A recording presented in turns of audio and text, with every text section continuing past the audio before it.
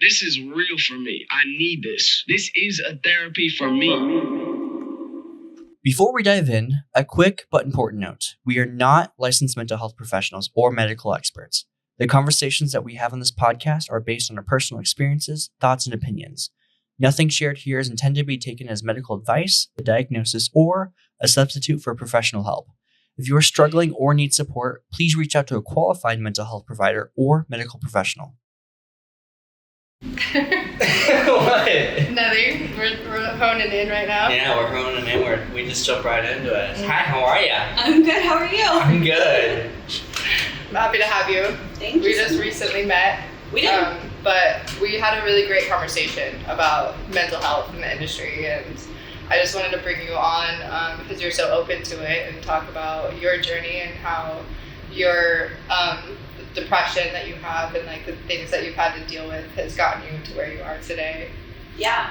I feel like when we met, we just like skipped past all the bullshit. Yeah, we really Like, did. And that's what this is for. Yeah. Now we dive right into the bullshit. Yeah. Mostly because I just like inserted myself. But Yeah. It's the best way to do it, honestly, though. Yeah. It's like, here I am. Here we go. Yeah, I was like, she walked up during the middle of my like expressing all of my emotions, and I was like, usually someone would stop talking in this moment, but I was like, she's gonna learn who I am regardless, so I just kept talking about it. Yeah. Sometimes that's what you gotta do, though. Mm-hmm. So take us back to as early as you can. I wanna really just kind of get to know the story a little bit. I know that we're supposed to be talking about specific things. Yeah. But I want to kind of understand the story of just you, and kind of see where the story kind of started. The dominoes started kind of toppling a little bit, because a lot of the stuff that we deal with today is due to childhood or certain things that happen, especially with some of the stuff that you mentioned you wanted to talk about. Yeah. There's no exception to that. I can almost guarantee that there's probably some connection there to early years. So, so as far back as you can remember, you're comfortable going. Yeah. So one of the things that happens with people that have kind of experienced stuff like I have is I don't actually remember a lot of my childhood.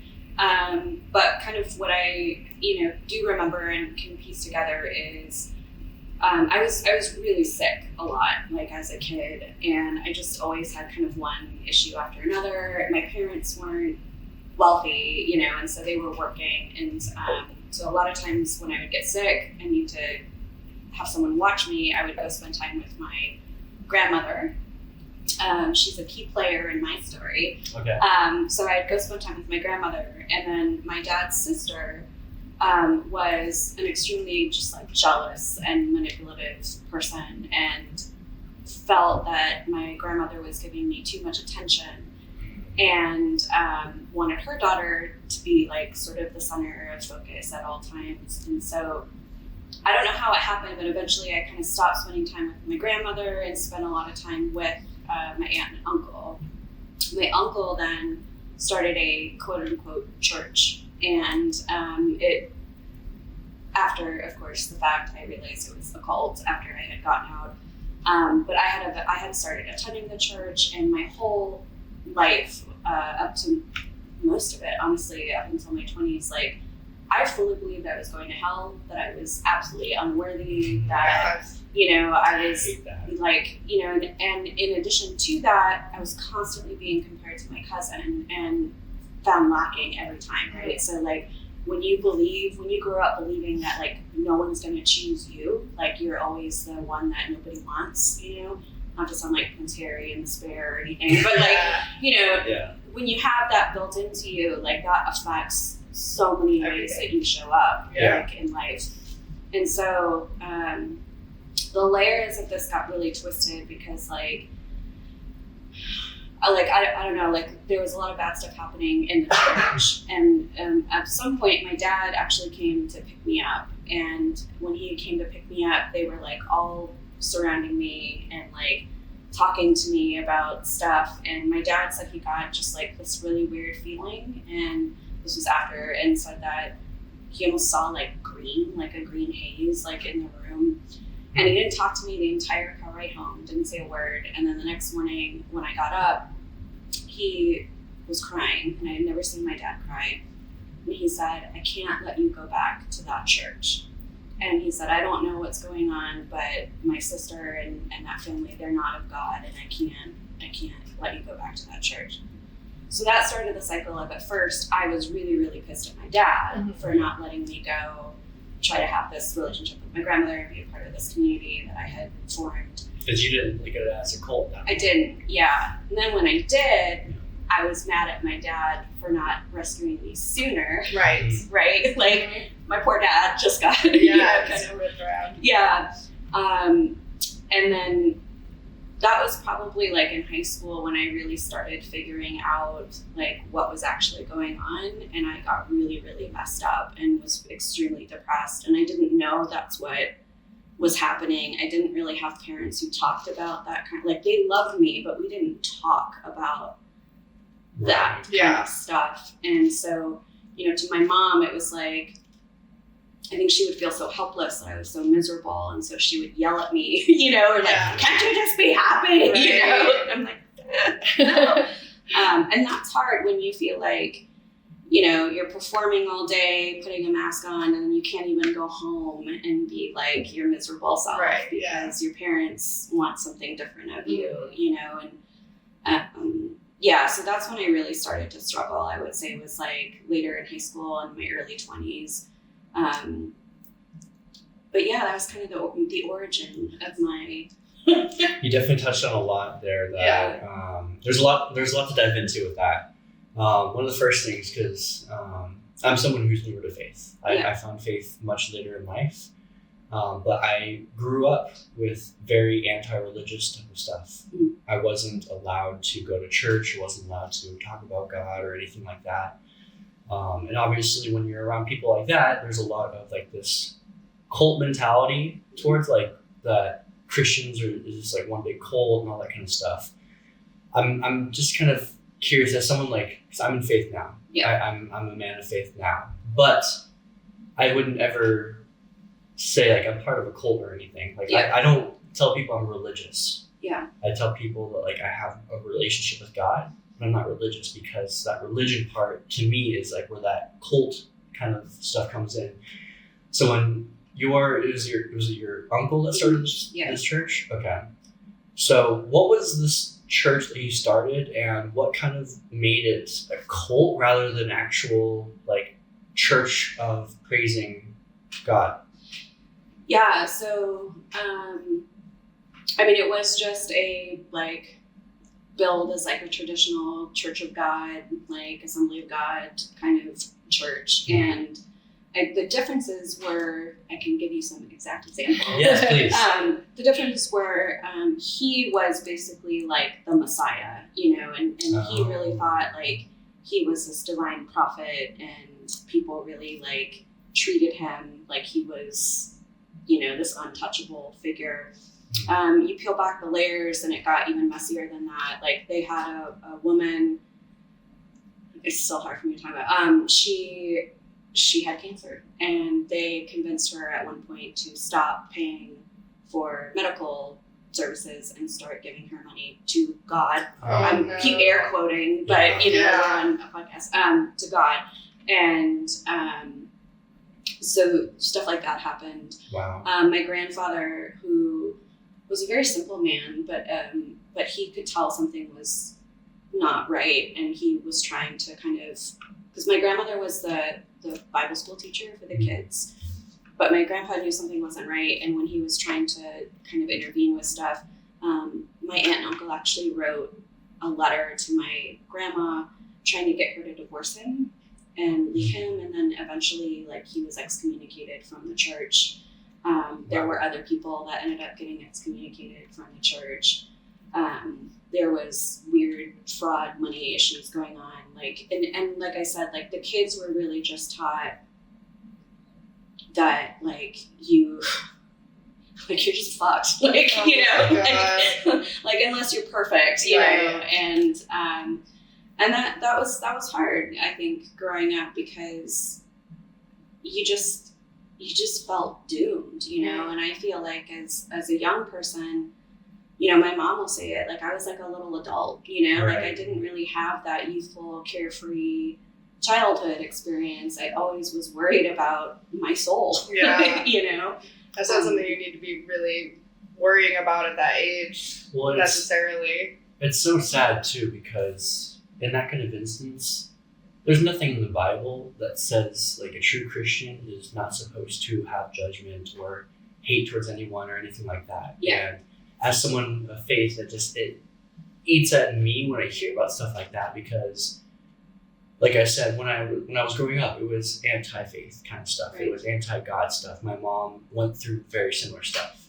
It was the stuff with religion of shoving it down your throat. You're going to go to hell for this, and you're being judged for this and all that. When in reality, it's the exact opposite is what the true thing behind faith is. Yeah. It's the love of God. And that's what I had to end up learning by myself, because I was like, oh, I feel like I'm doomed. Either way, I'm going to hell. Yeah. I committed these sins and going to hell. And then when you are surrounded by those churches that are feeding that, like, unless you do this for us or unless you do that, you're doomed to eternal hell. And it's like, and now I look, I'm like, where in the Bible are you reading this from that this is what's happening? Yeah. Like, are we reading the same Bible? Are we going on based off the same thing? Because it doesn't seem like it. Because the one that I'm reading is saying the opposite, that Right. we're saved through this process. That, and I don't need to make this like a faith-based podcast or anything, but it's just when stuff like that happens, because faith has saved me personally. Faith, coming to actual faith, coming to learn the love of that kind of stuff, like whether it's spirituality or anything like that, the love is what brought me to it. I wouldn't be here if it was the hatred part. Right. I wouldn't have ever dove into it. I'd be like, why are you guys worshiping something that says that you're damned to eternal hell? Yeah. That doesn't make any sense to me.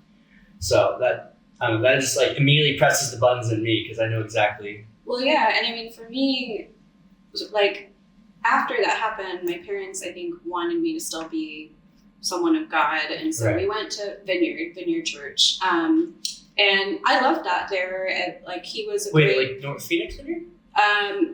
Was Was it here? It was it's off of. I'm trying to think. Well, they were by a Chinese food restaurant. Now they're off of. Is it the one over in Glendale? Yeah. I was baptized there. Oh, yeah. That's where I was baptized. Yeah, so I don't know.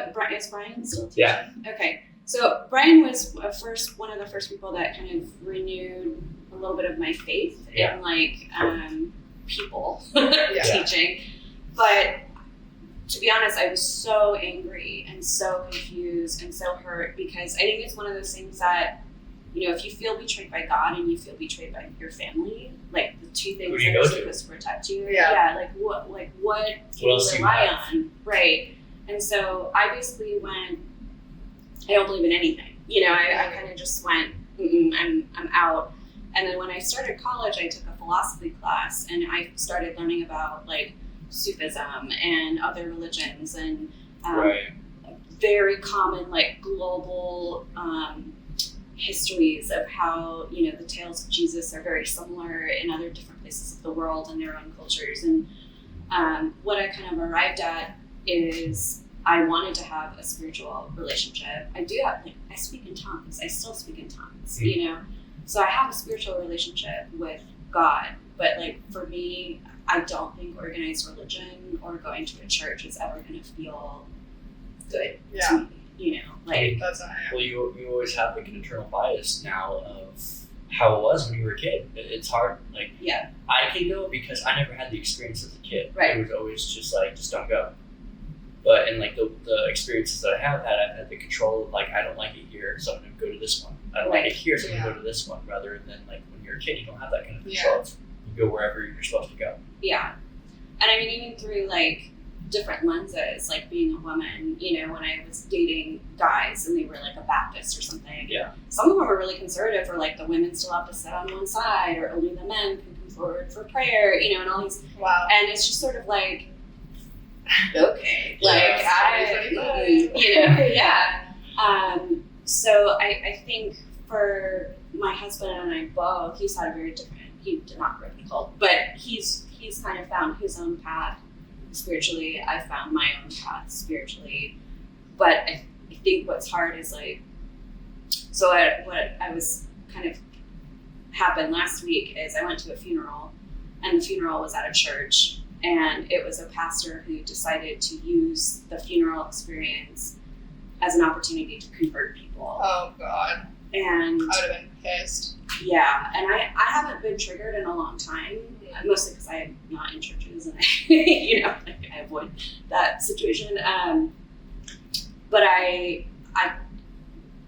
I've never wanted to like throat punch somebody so hard in my life. I would have been the same. And What was he doing to try to like convert? So there was like a difference to me in planting a seed and then converting.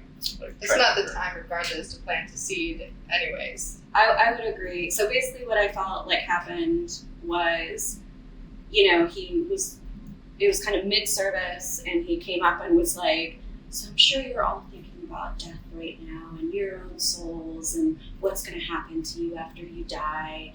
And I'm here to tell you that, Jesus Christ is the only way to heaven. And he like played the hard pitch. And it was a long time. Like I actually did step outside and get some air. I told one of my best friends to like text me when it was over. Yeah. And I think I just don't feel like that's appropriate. No, it's disrespectful to everyone in there. And number two, like I think what's interesting, like where you and I maybe differ a little bit, is like I grew up fully believing that Jesus Christ was the only way to heaven, and that everybody else who I loved who wasn't a Christian was doomed, and all this stuff. And then I think what happened for me, even beyond like the cult experience, was I traveled and I met so many different people, and I went all over the world and met people that have beautiful beliefs that, for whatever reason weren't born in a nation or a place where Christianity was the accepted, thing.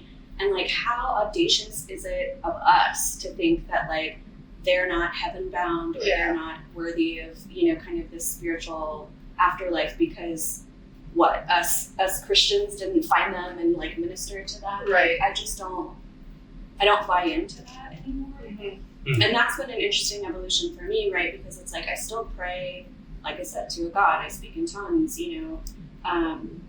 but I do not believe that Jesus Christ is the only way to heaven. Yeah. I think that you can have a relationship Just the way you with God. live your life. Yeah. Yeah, whoever that God is and whoever you're devout to, and can have that, that same experience.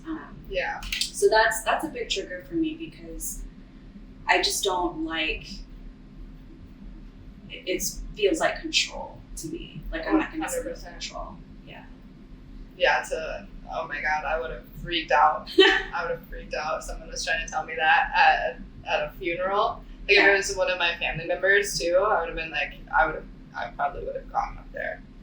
Well, it was just odd. I mean, we were talking about it before. It's like, I don't think he was like a godly, like, I'm pretty sure he wasn't a member of that church. Yeah. I think mom and dad were members of the church, and, the pastor didn't actually probably know him that well.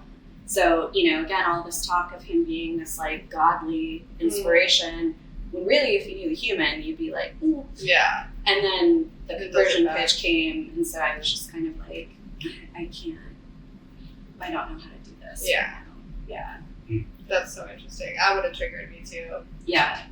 I'm not religious, I'm spiritual, and so I tell everyone that, like, you guys say God, I say the universe, and you guys say pray, I say manifest, but it's the same thing, it's the same power. Like, I believe in, like, reincarnation, and, like, that energy, like, just flows throughout the universe in different time frames. So, like, I don't necessarily believe in heaven or hell. Yeah. So, like, that is a foreign subject to me when everyone talks about it all the time. Is like, why? I just don't think of like, oh, I'm not gonna go to heaven. Like, I'm gonna go wherever I'm gonna go. Yeah. And it's not gonna suck because it's just my next path. Yeah.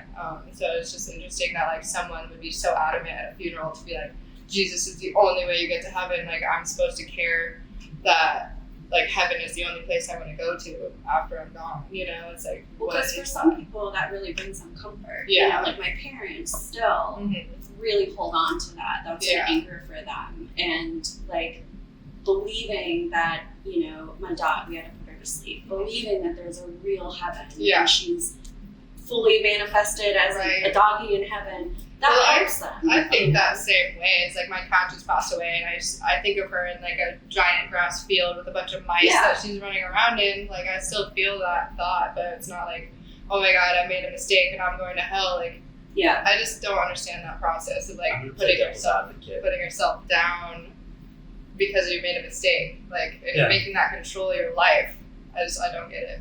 I'm gonna play devil's advocate right now. Okay. Because in a situation like that, obviously I don't know everything you said. I don't want to speak for Man, you're him. gonna trigger me. It's okay. Go ahead. But to some, that could be comfort, and I wonder what his intentions with saying that stuff is. I don't know who he was or anything about the situation, but in a situation like that, there are like, especially like people going to a church. They're gonna, if they are Christian, if they're whatever, like there is curious thoughts that are happening of like, I wonder where they went, or like kids talking, or like he's wondering. If you are someone who does believe, what he said could be a source of comfort of like, if you do believe, then that, and maybe he was trying to comfort. I don't know if it was just him. Here's where we're gonna push back. Mhm. So yeah, when he first started the service, he said a lot of stuff that is exactly what you're talking about. Yeah. If you are a believer, and you want to take comfort in the idea of God kind of welcoming a soul into heaven, and all of that, he did that, and I felt, and I respected that. Those are people's beliefs, and that's something that a huge population of our country, believes, and that's fine.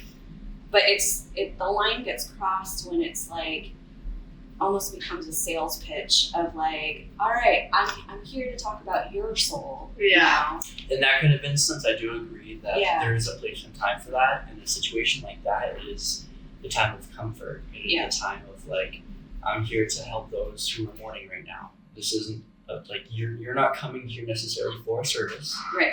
You're coming here to mourn the loss of someone. So respecting Yes. that, and maybe keeping it on that path. Like, just remember that like, if it is a religious situation, this is hypothetical, but like, instead of like, you need to do this, like, just remember, they're with God now. They're in peace. They don't have to deal with the chaos of this world anymore. Like, giving comfort in that way rather than like, there's a right way and a wrong way to say it. Yeah. Like I said, I don't know his intentions with what he said, and I know a lot of pastors, they just want to do that, and it's kind of like a natural thing to them, kind of a sales pitch, because that's what their living is. Right. Their living is to literally have people in their church and praising God and that kind of stuff.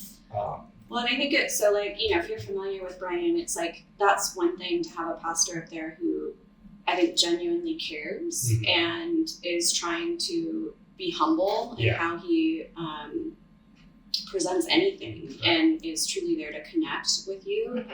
Whereas from my experience and just from everything, it's like there are other pastors who are performative and not genuine and don't probably even fully understand What they're saying. you know what I mean? Like That's the God, disingenuine the parts. love part of it, and that's what usually makes me feel icky. And that's why I was able to sit under Brian, because I was like, I actually trust this human. And that's the thing about religion, though. It's like humans run churches. Humans, are it's flawed. Gonna be imperfect. It's going to be imperfect. And so I think there's that difference of like, what are the intentions here? Like if something had happened at Vineyard, I would give them the benefit of the doubt and be like, that probably was just a mistake. Yeah. And they learned from that and moved on. What my uncle was doing and what that church was all about.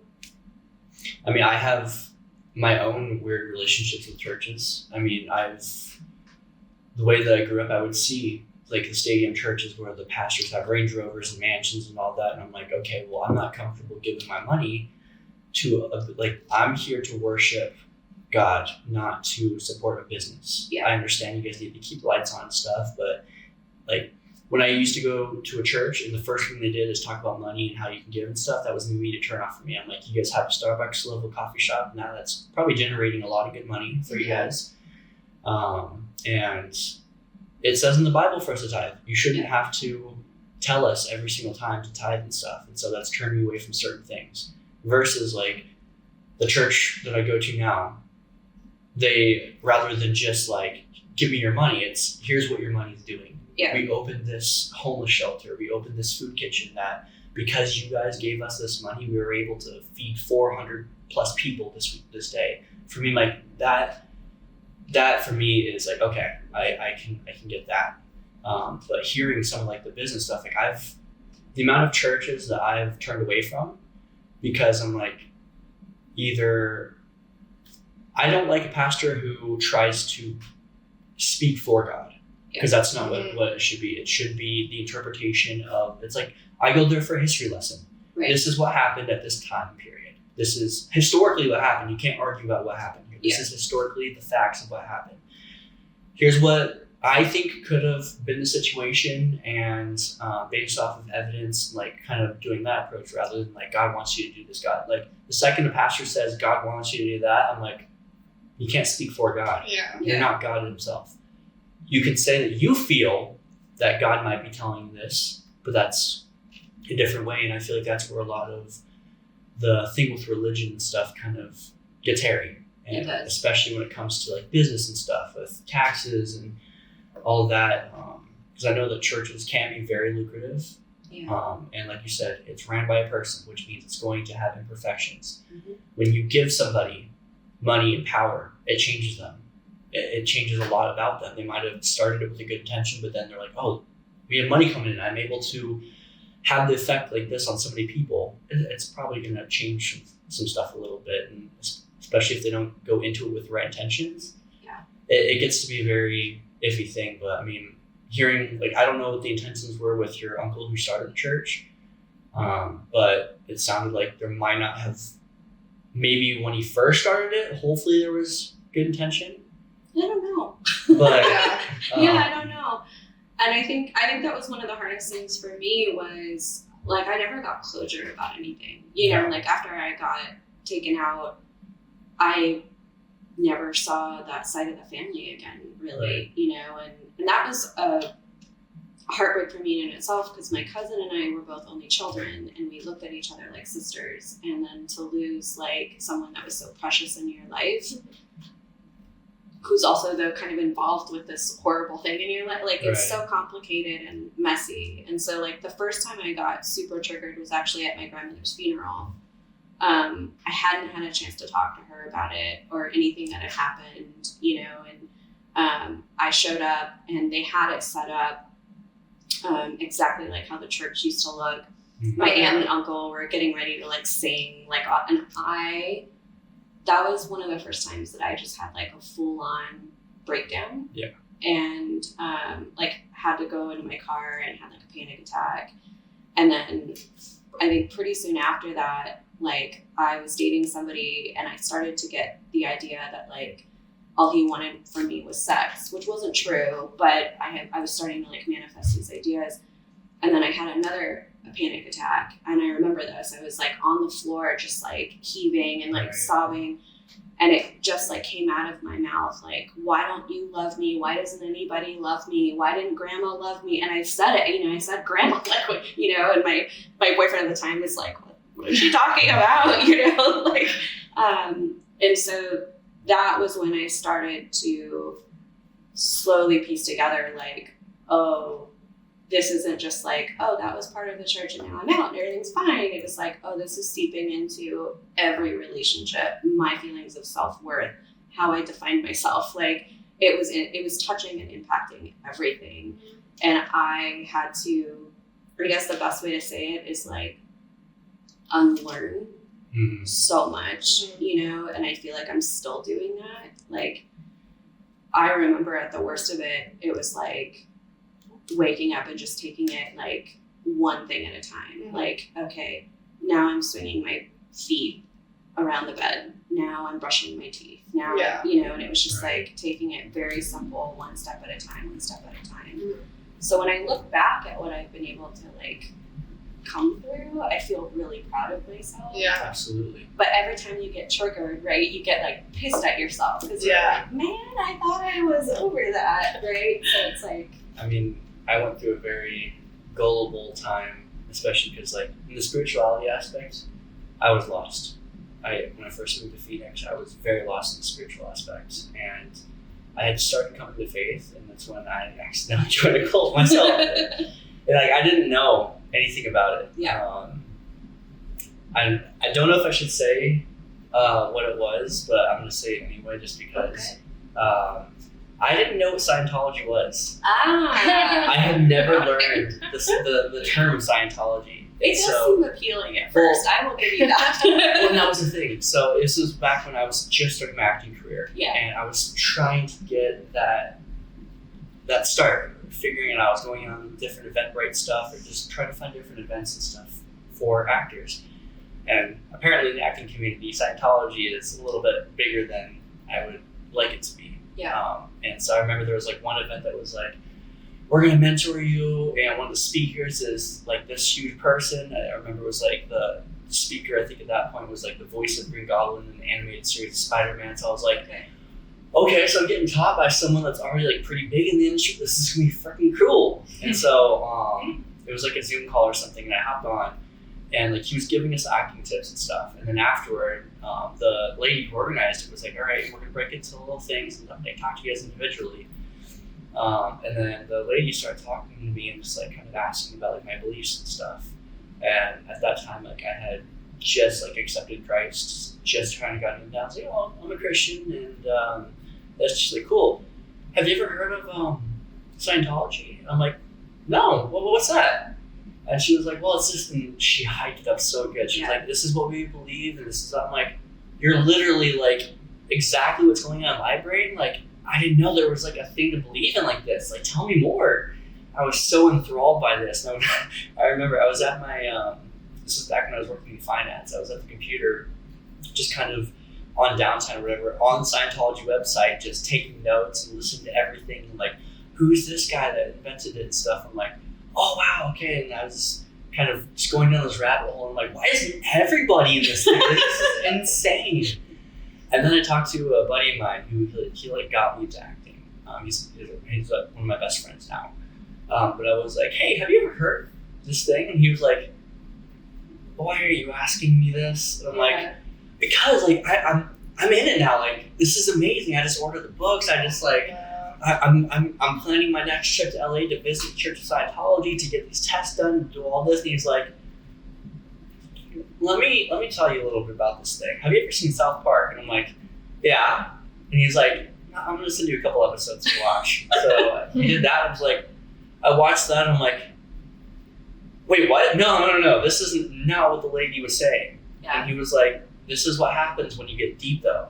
On the surface, they manipulate you. They really kind of like boom, until it's like there's a reason why there's so much bullshit around that and stuff. And I was just like, and I still literally to this day, every day I get postcards from the Church of Scientology. I still get phone calls from the lady who was, because I just blocked her number, and I was just like, no. But it's like that source of manipulation. I wasn't looking for any spiritual guidance. I wasn't looking for anything like that. I already accepted God. I was like, all right, cool.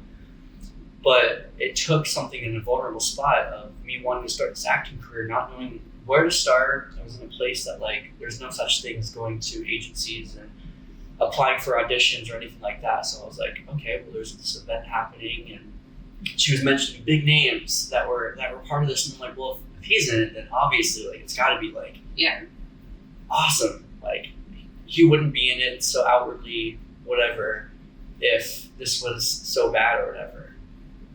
But it was just like the weirdest thing. I was just like, at first like I didn't want to believe my friend. I was like, no, this isn't. Might have been. Scientology is almost like so ridiculous and bad that it almost seems too bad to even believe that it's true. Yeah. Like but it is, and I think for me like because I like to know the causes of things. Yeah. And one of the things that I really struggled with was like why did I get so hung up on this, and why do people keep falling for these experiences? Yeah. And, when you study like the psychology of religion and the impact that it has on us as humans, you understand how we react to it, and then you add in something so smart as like what the Scientologists do, where they build in almost this like oh, not only are you gonna have this spiritual reward, but like we're gonna make you famous, you know, Yeah. like We're gonna walk you through everything. Yeah. Yeah. and so it's this really interesting thing of like, I don't know how to say this without sounding insulting, but I feel like I'm just gonna say If it's insulting, that I don't mind at all. Okay. Scientologist is like I will. I might die tomorrow. I'm not. I'm gonna put this out here. Like I'm not suicidal at all or anything. I'm just putting it out there that like all right, if something happens, yeah. No, I think what happens a lot, and I really don't mean it to be insulting, because I think this happens to all of us, Yeah. and that is like, we're lazy. We don't want to do the hard work. We don't want to do the thinking. We don't want to do the hard feeling, the hard, processing of the pain. And it's so much easier to have a system like religion that tells us what's okay, what's not okay, what feels good, what doesn't feel good, what kind of community of people you should align yourself with. It's so much easier and takes so many layers of decisions away from you that you don't have to burden yourself with. Yeah. And I think that that's really like at the core of it every single time. That's the appeal. Yeah. And then when you have somebody who's wounded, who's sick, who's struggling, who's lost, and then they feel like they found this guide, basically. Yeah. It feels like such a lighthouse moment for That was literally how it happened to me. Like, Yeah. I found my way into this whole industry. My Yeah. career is mapped out for me. Like I'm gonna do it. right? Because you want to believe it. Yeah. And I think that's, when I started understanding that, it's like I started building probably too healthy of a level of skepticism. Yeah. And I remember even like being young after all this was over and like on my hands and knees and just praying like, Yeah. God, give me wisdom Yeah. and insight so that I never get like basically taken advantage of like this again. Mhm. Like I want to be able to see through who people are so that I don't get taken like this again. And then I became a journalist, who are the most like cynical people Yeah. ever. So it was a good it was a good career path for a I while. do want to put it out there. I am not a member of the Church of Scientology whatsoever. He's really worried about that. Yeah. I've seen some sketchy shit happen with like people bad mouthing it or like stuff like that happening. Like I don't want my name attached to that at all. It was a moment of vulnerability for me. Yeah. And I had someone that took advantage of that vulnerability to put a false promise in my head. And that, like, I didn't join the church at all. Yeah. I was curious about the guidance that they were offering me, the mentorship. Well, that's good because it's really hard to get out once you're in. Yeah, I was Oh, gonna yeah. say. Yeah. I mean, like I said, I Are you still sure get you're stuff out? to this day. I didn't do like the test or whatever. Like, I don't know what Yeah. it means to actually be part of it, but like I didn't do the test. I didn't like. So they have nothing to blackmail you with. Yeah. Yeah, I mean, yeah, I did buy the books. I did give them my address and stuff, so I still get postcards. Yeah. But every text I get, I ignore. Like, I'm like, I don't know how to completely erase that part because now they somehow find my address every time I move, which is kind of sketchy. But It's creepy in and of itself. yeah. Yeah. Yeah, no, that was an interesting time for sure. It was just when you said that, I was like, hey, I accidentally did that too. So Yeah, I honestly think that it happens more than people probably realize. And I'm not saying that like all churches are cults, they're not. I just think that it's sometimes easier than people think to like let stuff go off the rails Yeah. and go unchecked and then Yeah. have it devolve into like a crappy situation. right. And then it's like I think for me, like even now, I did that thing on, do you guys use AI at all? Like, Yeah. Really. yeah, I do. I did this thing where like, it was this full blown prompt and I was genuinely curious and you're supposed to feed it this specific stuff and then it's supposed to tell you what like your worst, like deepest inner fear is Okay. after like analyzing you Okay. know, and so I was like, oh, I wonder. So I put it in and I'm just like, I'm sitting on the toilet, like on my phone doing it, and like I just start like sobbing because it was really accurate. Yeah. And my husband walks in and he's like, "What's wrong? Like, what's going on?" And so I tell him, he's like, they'd probably tell everybody the same thing. I was like, well, you do it then, you know? And then I thought of that too. I was like, maybe he's right. So I had like some of my other friends do it. It was all very different. And mine, like still to this day, was like, my fear was like, I am not worthy of a place in this world. And I know for a fact that still goes back to the cult and my childhood and all of that. And I think like, I still think about the fact that when I do business negotiations, when I am trying to level up in some way of my life, there's this constant battle that's happening of like, Do you deserve it? yeah. Always. Yeah. Always. You know. How have you gotten through that though? Like, do you think that you have been able to adjust your mindset when you're going into business deals and stuff, or does it still, like, do you get imposter syndrome because of that still? Yes. Yeah. Yeah. Do you think it'll ever go away? I think it's gotten better, Yeah. but I don't know that it's ever going to go away. And sometimes it gets really bad. Mhm. I think what I found that mostly works is I change my goals a lot of times, or the outcomes, I guess I should say. So like, I was trying to get public speaking gigs for a while. And instead of making the success celebration point being like, if I booked one, I made it every time I sent an email, I would celebrate. Okay. And the point of me doing that was to retrain my brain of like, it's not the result or the outcome, it's the action. Yeah. The process. Yeah. The journey. And I kept trying to do that over and over. In fact, I had like a year. What? Nothing? I know. I already feel attacked right I didn't now. have to say a word. I know. I have such the issue with like going with the journey of stuff and like everything you're saying about like self-worth. The way that I grew up is I put my self-worth in my accomplishments and my actions, the stuff like I grew up a provider.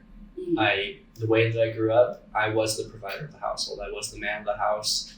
It was just me and my mom, and it was like she didn't work when I was growing up, and so from a very early age, I put my identity in the sense of like accomplishment. And if I didn't reach these insane goals, these insane accomplishments, these insane things, I had no worth. Yeah. And I feel like that's one thing with just men in general. Like, I know I share this with a lot of other men. The fact that like we put our identity and our self-worth, like the world views us for what we do, not for just our existence. Yeah. Like if you find a man that's not doing shit with his life, people look at him as not shit. Versus you look at the billionaires of the world and stuff, and people will consistently talk about them, and it's just, from the dawn of ages, like we're the providers, and if we're not providing, what's the identity? What's the purpose that you have?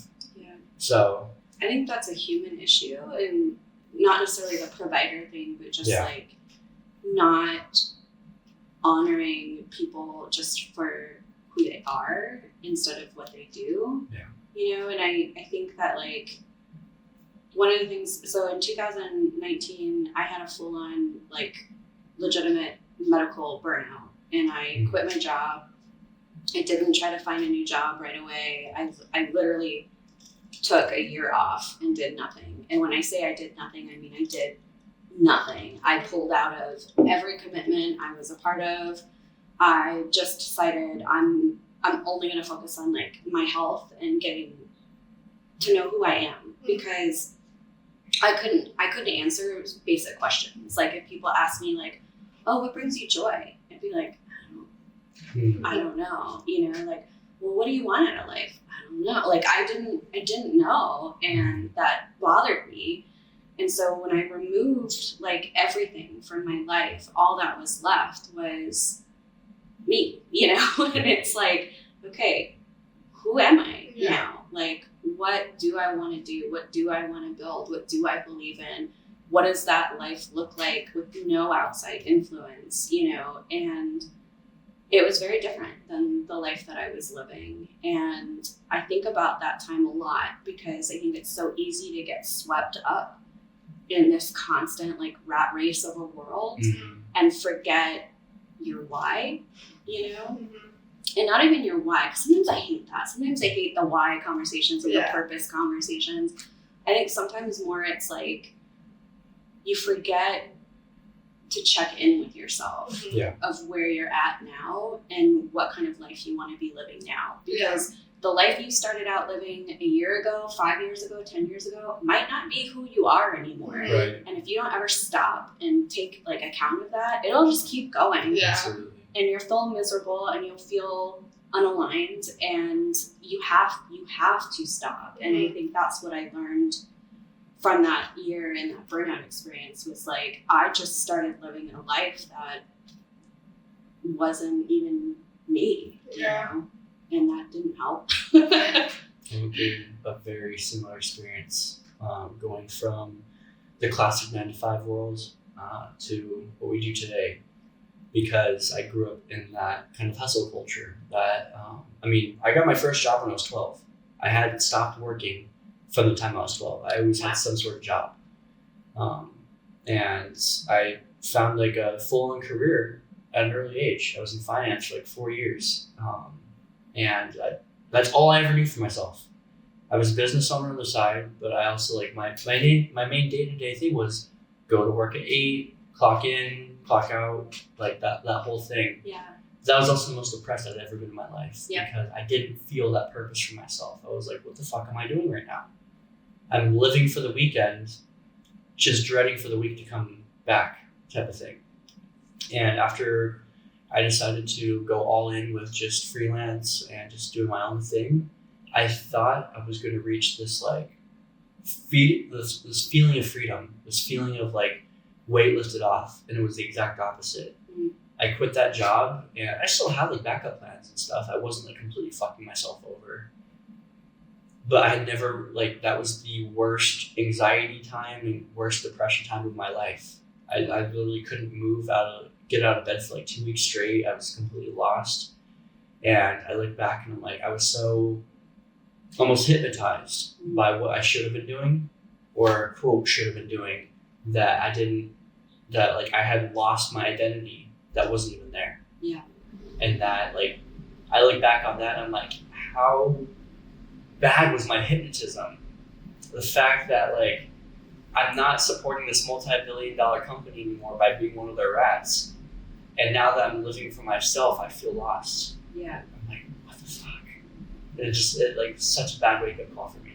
That's interesting. Yeah, I had a review with my manager, and I was doing great. I was doing well. I had finally like reached a management level position, was making the best money I've been making in my little life up until that point. And she said to me, okay, next step up for you is to be a director. Let's talk about your 5-year plan. And there was just like this voice inside me that was like, no. Yeah. Like, I was just like, I don't want that. And at that point, I managed like 38 properties and a team of like 18 people. And it was just like a 24-hour news cycle. And I was in a state of like chronic pain at that point. I have migraine. I was in like chronic migraine. I was like chronically inflamed. I was gaining weight. I was miserable. Like all of this stuff was happening. And so, yeah, when I left, I saved up money so that I could leave. So I didn't just like, peace, I'm out. Like I kind of planned for it. And that's when I actually that was the first time I took my mental health seriously. And I went and saw somebody, because I was terrified to try medications. Yeah. Because I think like a year before that, I had started birth control and Zoloft, like right around the same time. And I went crazy. Like you know how you hear about those cases where women like, my birth control made me kill my husband. Like, I get it. Like it was so I've never bad. heard that, but holy shit. It was wild. And so I got off those, and then I was scared to like try something different. But I found this place where all they do is they're a medication management place. So I spent like 2 hours with this lady. I think it was more than that. I think they told me it was going to be 2, and it was like 3. And she just evaluated me. And then they make a medication recommendation. And I know, like, I still did a lot of work, and I don't think the antidepressant alone was like the Save-All, but like it was the first time I felt joy. Yeah. Like it was the first time I was able to feel something other than just like deep sorrow. Yeah. I feel like, you know? And so then once I got my mind right, I was able to start tackling like my physical health and then figuring out like, okay, Yeah. who am I? Like, what do I want to do? Because I just always felt like, and I always said it, like journalism was an accidental career. Like I never intended for it. And then I stayed in it for 10 years. you Yeah. know? So when I bitch at people about like, oh, you're letting decades of your life go by without, I'm like, no, I'm practicing what I preach. Right. I did that, you know, and it sucks. Yeah. So I remember when I first got on medication, which I don't regret getting on medication when I first did. It was something that I know that I didn't need because of where I was at. However, like even right now, I get nervous because I just switched to a medication I haven't tried since I was like 16. When I was on it, it was a nightmare. Yeah. But I was also in a different physical situation. I was still in the toxic household that I was in, and so there was high stressors constantly. There was a lot of situational stuff, and that was one of the things that kind of irritated me later on in life with the medication industry. The fact that it's not, I feel like, the key to everything. Yeah. It's the ingredient for the overall thing. Yeah. It's one of the key ingredients. But if you don't have all the other key ingredients, you're going to slip down a very slippery slope. Like my mom got put on medication, and then she unfortunately fell down the rabbit hole of like one medication and then taking more for the side effects of that, and continuing until she's on fucking 7 to 10 different medications. yeah, And completely changing her life, and like everything is completely changing and stuff due to just like this rabbit hole of different things. Versus now it's like, okay, well, we can try this medication, but what does your day-to-day life look like? How's your sleep schedule? How's your eating? How is your exercise? How's like everything else in your life? Because I can put you on this medication that's going to help with whatever chemicals in your brain that are not doing what they should be doing. However, there's so much more outside of that you need to also be regulating. If you're not regulating your sleep schedule, if you're not regulating all this, they're still going to be out of whack. It's not going to be the end-all, fix-all type of situation. And that's why, like, even now when I'm on this medication now, I feel the difference because I've already, for the last couple of years, been tackling all those other things. I just need that last little, yeah, I need the egg for the cake. I have all the other things already lined up. I'm just missing that little ingredient to finish the cake off. And that's the emphasis that kind of just destroys me. Like I just talked to my psychiatrist about it. Like they've tried to offer me more medications and stuff, and I'm like, no, I don't even want to be on one I'm on now. yeah. But See, I feel different. I think because I'm not saying you haven't been depressed, but my kind of depression, I feel like the medication is baseline for me to be able to even just function. oh yeah. You know, and so That's what I was going to say. yeah, like I know that medication's not right for everybody, Yeah. and I get that. But for me, like it was a life-changing game changer for me. you Well, know? I'm not saying I'm anti-medication Yeah. at all. But I agree. Like, so one of the things I do is I have these non-negotiables now, and the non-negotiables for me are I wake up early every morning, and I'm not a morning person, but I wake up early every morning, and I writing just like clears me. Like it's just something that helps me process. So I write every morning. I meditate, and I do a tarot reading, and then I just kind of sit and process stuff for a little bit. And I don't negotiate on that with myself. And then, you know, the second non-negotiating is moving my body. Mm-hmm. And that changed, right? Like I used to think I had to get in this killer workout, and now it's like, oh, maybe I'm just gonna stretch today, or maybe I'm gonna go for a 20-minute walk on my little treadmill, like whatever.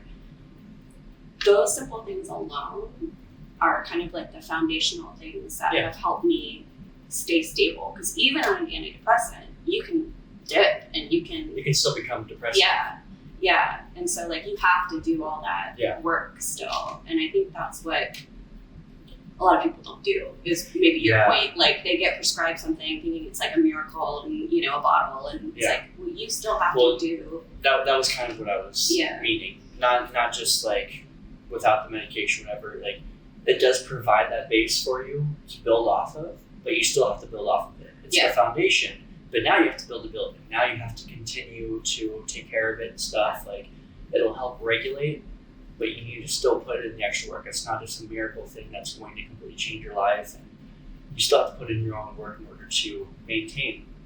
And everybody's bodies are so different. Yeah. Like for my husband, the reason I started Zoloft was because I was grieving my cousin who died of leukemia, and I just went to my general practitioner, and she was like, "You're grieving longer than you probably should be." Yeah. And so she was like, "Do you want to try Zoloft?" And my husband had gone Zoloft years ago and loved it, so I was like, "Sure."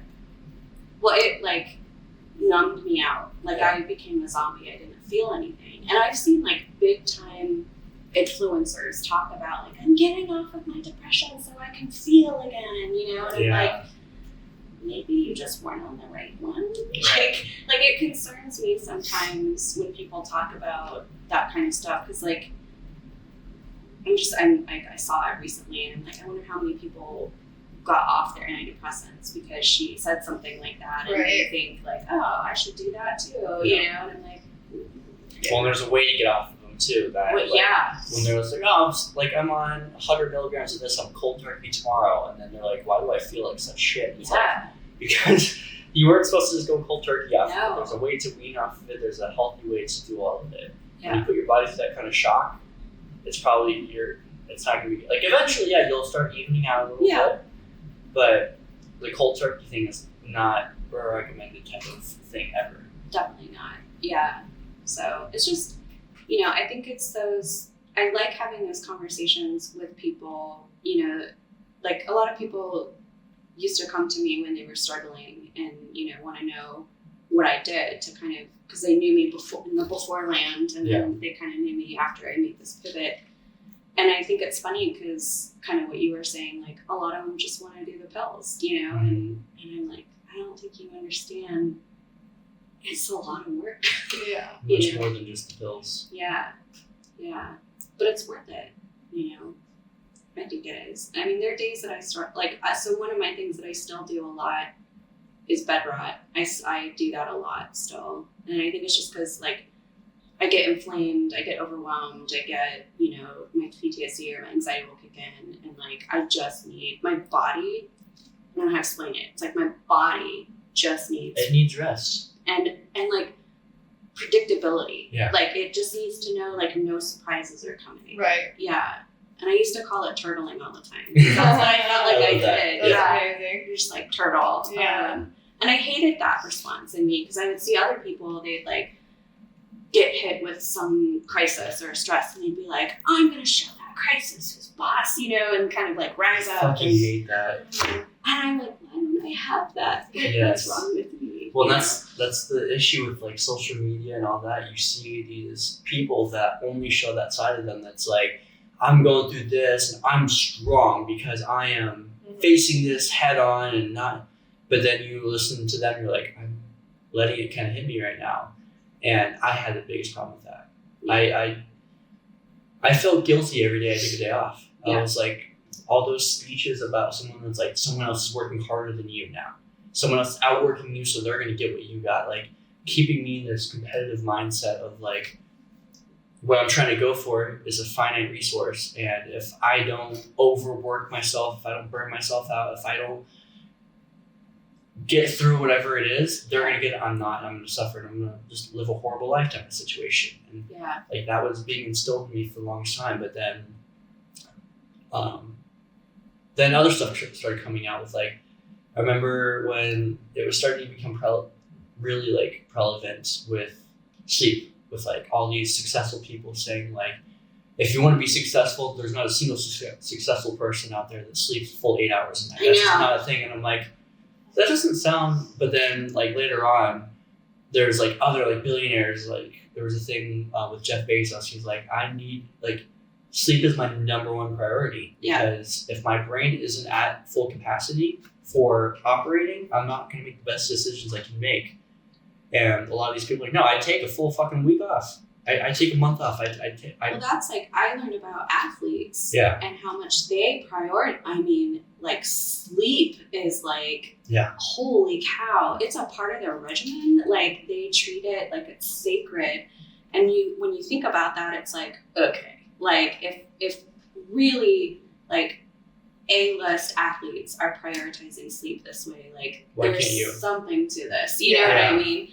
And I think like I feel like sustainability is such a buzzword right now, but I really feel like I'm trying to figure that out, because one of the things that I do because of my chronic migraine and all the pain, it's like when I have a good day, I go hard because I'm like, I feel really good today. I can do all the things. Right. And then it's like, well, maybe I shouldn't have done all the things because now I feel bad again. And I have to take 3 days down, you know? And so it's like trying to figure out, okay, when I have a good day, what are the 3 most important things? And still let yourself rest and not do this like up and down, you know, cycle thing. Because I think that's such a frustrating part about like life sometimes is there's so many things you want to do.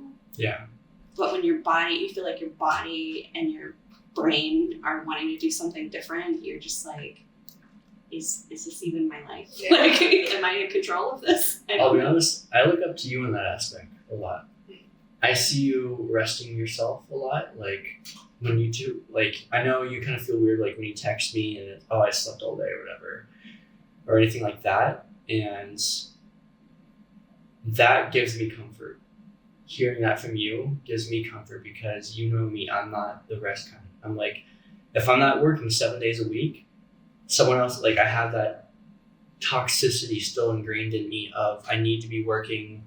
If I'm not constantly doing, like, I had a toxic part that was like, if I'm not utterly exhausted by the end of the day, I didn't do enough. If my brain doesn't hurt, if my body isn't sore, if I'm not like steam coming off of me type of stuff, someone else did and someone else is gonna outwork me and I didn't do enough. Yeah. And like that was what got ingrained, and like I can keep that up for a little while, but there's comes to a time to where I'm like, I just can't, like my body just gives up and I'm like, come on, and my body's like, yo bro, fucking chill. Yeah. Like we just went hard for 7 days straight, like we can chill. And I'm like, no, come on. And my body's just like, whether you like it or not, we're staying in this bed right now. And I'm like, please. And then he's like, no, you're funny. No. Well, that's how I live my life, though. It's not, I'm the same way. I just keep working really hard forever and I don't sleep for multiple days. And then I just like pass out and wake up like 16 hours later. Yeah. Like you're saying that you look up to me, but I'm like, I failed today.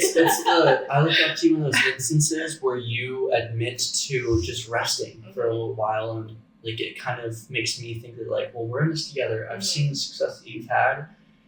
If you're okay with just resting in a random Wednesday afternoon, why can't I be okay with like taking a certain day off? I mean, the Bible says God rested, and like if He rested, what makes me so different type of thing. And I mean, when we're so overwhelmed with everything, like, because we talk all the time on like all of these goals that we have for this podcast and our company, it's like we get so overwhelmed by it that like when we try, especially me, like when we try to like get some of it honed out, it's like I'm so exhausted already that like I need to take a day off. Yeah. And so I do take the day off so that I can be more clear next time we start working on it. Like I have to do it now. well, I mean, and I see the effects it has even on me. Like my sleep has gotten so bad to where it's like I don't have a regulated sleep schedule. I still wake up like at decent times, but there's times that like I'll take like 3 naps in one day because I went hard, and then my body's just like no.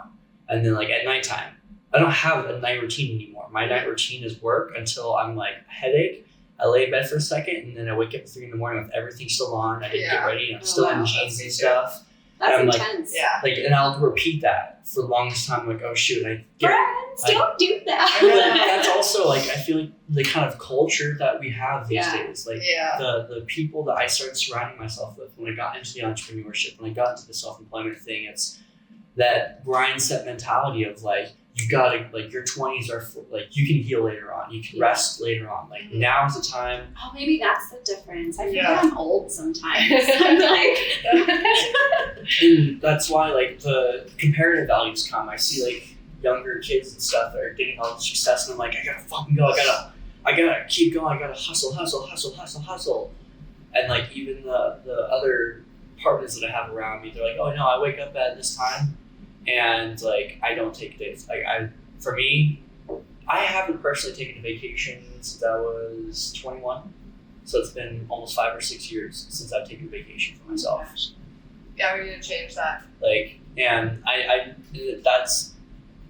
used to be proud of that sentence. I want to send you books. Yeah. I read a lot of different books. Now I started getting into reading. But like, Well, I mean, like books about, because one of the things I really fell in love with was this idea that, like, the power of boredom and the power of stillness and what happens in your brain when you give yourself that time and that space and how it benefits you and your probably creativity and your output long term. Yeah. And so, like, again, I didn't do this until I got older. I definitely didn't do this in my 20s. But, like, when I got older, I'll schedule, like, on Mondays. When I started my own business, Mondays was no meeting Mondays. Yeah. All I'm going to do is go slow. I'm going to figure out how I want my week to look. I'm going to deal with whatever I want to focus on. Yeah. I called it, like, a CEO day.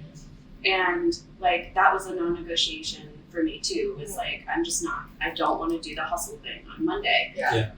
And what I found was, like, on Mondays, what started happening was I would start to get ideas of, like, oh, I should try this. Oh, this could be really interesting. And that became, like, basically, and I wasn't trying for it to be. Yeah, just but ingrained in your schedule. yeah, Cool. just allowing that time and that space to bloom, basically. Yeah. You know, was such a beneficial thing. And then I found out, like, people who I really respect as, like, geniuses or really successful business people do something similar, you know, where they kind of just block out time to not do anything. Like, go sit on a park bench, go, you know, whatever, and just let their mind go wherever it needs to go. And I think that's really powerful. Yeah. And not done enough, you know. Yeah, that's something that I really need to implement again, because I just, like, in the chaos of working as a freelance contractor in the film industry and, like, just how chaotic, like, every single job has been, like, different from the others for the last, like, 15 years of my life, I kind of just stopped, like, implementing any structure in my life at all, because there isn't really any structure at all. And so, like, as a CEO of my own production company, it sounds nice to have, like, a no meetings Monday, but, like, I'll get a phone call at 5 p.m. on a Monday, and it's a 3-hour long call that I didn't expect. It's going to be 3 hours long, and, like, I can't predict anything. Yeah. Like, I just get a call. Literally, I've taken meetings at 2 in the morning. Yeah. Because that's the only time everyone was available, or, like, they're in England, so I have to wake up, like, at 5 a.m. for a meeting because it's, like, 10 a.m. for them, you know? Yeah. So it's really hard for me to implement stuff like that. It sounds really nice to do, but, like, especially during the summertime when it's really slow, then I can actually implement some sort of structure in my life because, like, I'm not working. Yeah. But as soon as I start getting work again, it just goes out the window. Well, and I think, I'm not gonna say that's okay, but, like, I think it's understandable. Yeah. And I guess, like, for one of the things that I had happen for me too, right, is, like, because I'm also in the entertainment industry, and it is unpredictable. The schedule's not, like, right, like, starting on Saturday, I'm gonna be on set for 4 days in a row for 12 hours, right? So my days are gonna look different, you know? Right. It's not a no meeting Monday, I'm on set, you know? Exactly. So, like, in that case, what I kind of try to do is, like, just start small, you know? Like, instead of doing a no meeting Monday, you know, like, find a ritual that's meaningful for you and do it twice a week or 3 times a week, or, you know, something that's gonna, I would say, either give you peace or, like, rejuvenate you. Like pick that and just try incorporating that as a ritual into your life just a couple times a week and see how you feel, you know, because I get it, like, you're not able to have a predictable, you know, schedule. Right. But I think, and I get that's not for everybody either, but for me, ritual has really helped me, you know, It's because been the basis for me. Yeah. It's just recently been something that I'm trying to try for, because, like, I just was doing so well for so long that I was like, I don't even care. Let me just live in chaos forever because it's going to be the same for forever. But then COVID happened and it destroyed the film industry, and, like, it's been going down ever since, even worse than before. And so now it's like, okay, well, I kind of have to pivot a little bit, just like a majority of everyone else. Of, like, now I have to start doing more corporate jobs instead of films, and, like, all these conventions and YouTube videos and stuff like that. And it's like, okay, so I need more structure in my life in order to like show up as this person that I don't really want to be in Yeah. order to then go back to the films that I want to be on. So like that's what I'm struggling with right now. Is like, okay, I have to be more of like a business owner, like producing my own stuff. So I have to be more like just a better seller and like someone that has to show up and stuff, where like mostly I'm just a camera operator and I show up and I don't have to talk to clients. I just do my Right. job and then I can leave. But now it's like I have to be this whole different person, and so I have to get myself together a Yeah. lot more than I would ever have to before. And like I put myself in that position so I don't have to talk to the clients because on purpose, because I don't want to do that. You know, I'm not that personality. And the universe is like, Yeah, the universe is just like, well, if you want to succeed, you kind of have to be this person. And Yeah. so that's why I'm starting to try to be like, okay, like get a schedule, like start being a normal human being again and get my confidence back and all that. So I mean, it's been a hard pill for me to swallow. Yeah. With, like, do I, like, with my production company, do I really want to be trying to pitch other businesses and do that? Like, I hate sales, so I Yeah. don't want to do that anymore. However, I kind of take it in the sense of, like, if I can build myself enough and get to that point, like, once I put that kind of work in initially, Mhm. I'll be able to enjoy the fruits of that later on with being able to, like, hey, I don't do work on this day. I don't do work on this day. Right. We built this relationship now that like I will get you your content. I will get you this. Or except when I see like people in our industry that are much bigger, they do control their schedules because they Yeah. got to the point where like you hire a certain DP or something and he's at a certain level. If you're like, hey, we need to do this, he's like, I don't do work on Friday, so we're gonna have to. Or I have Right. Yep. kids soccer game Friday. And then wife is doing this Monday, so we're gonna have to work around that. Yeah. Unless, like, obviously for movies and stuff, that's a different thing. But a lot of times for those other projects in the industries that we're in, they're like, it's a non-negotiable. And I feel like once you start getting to a point of non-negotiables for yourself, yeah. somehow the world around you kind of starts conforming to that a little bit. Like, for it will. Yeah. like, You have to I trust That it. happened to me. I got to that level okay, and I lost it. gotcha. So it's really hard to go Did backwards. you? I did.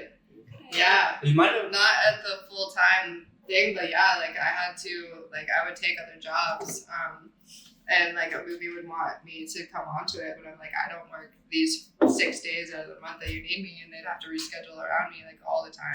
I Yeah. did get like not a huge power level, but like I did get to that point where I was choosing when I worked and when I wasn't, and which jobs I wanted to take and which ones I didn't want to take. So what happened? So COVID.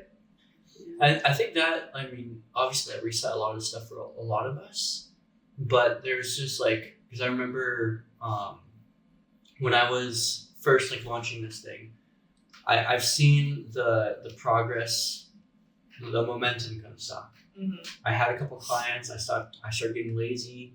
Like I was like, cool, I'm doing okay. I stopped doing outreach. I stopped trying really. I started seeing the success, which made me content, and I stopped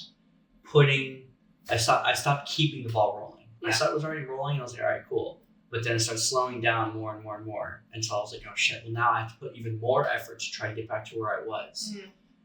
And like even now, like now I still don't like to do the client stuff, but I'm like, even if it's for an hour a day, Yeah. I'll reach out to 10 businesses. I'll start, like, I don't need to be doing 10,000 businesses a day type of thing. I just 5 businesses this week. Let's see what I can do with that. Yeah, I think that's smart, and I think that's sustainable. Mhm. Like, I think that sounds like a really good way to approach it. I also, not to get like woo woo, on everybody, but I think the reason I'm comfortable talking about it is because I feel like this is something I struggled with for so long, and it's like this idea of like limited versus unlimited possibility. Yeah. And because I was really afraid, like especially when I first started my business, like I made myself available to clients like 24/7. I Yeah. pitched it as like a white glove experience. I'm here whenever you need me.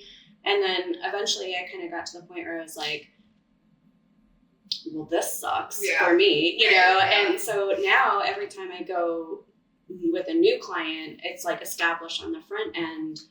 Oh, I'm not available between these hours and these hours. Right. And Yeah. on weekends, I may take a full 24 hours to respond. And, I go in with all of these stipulations.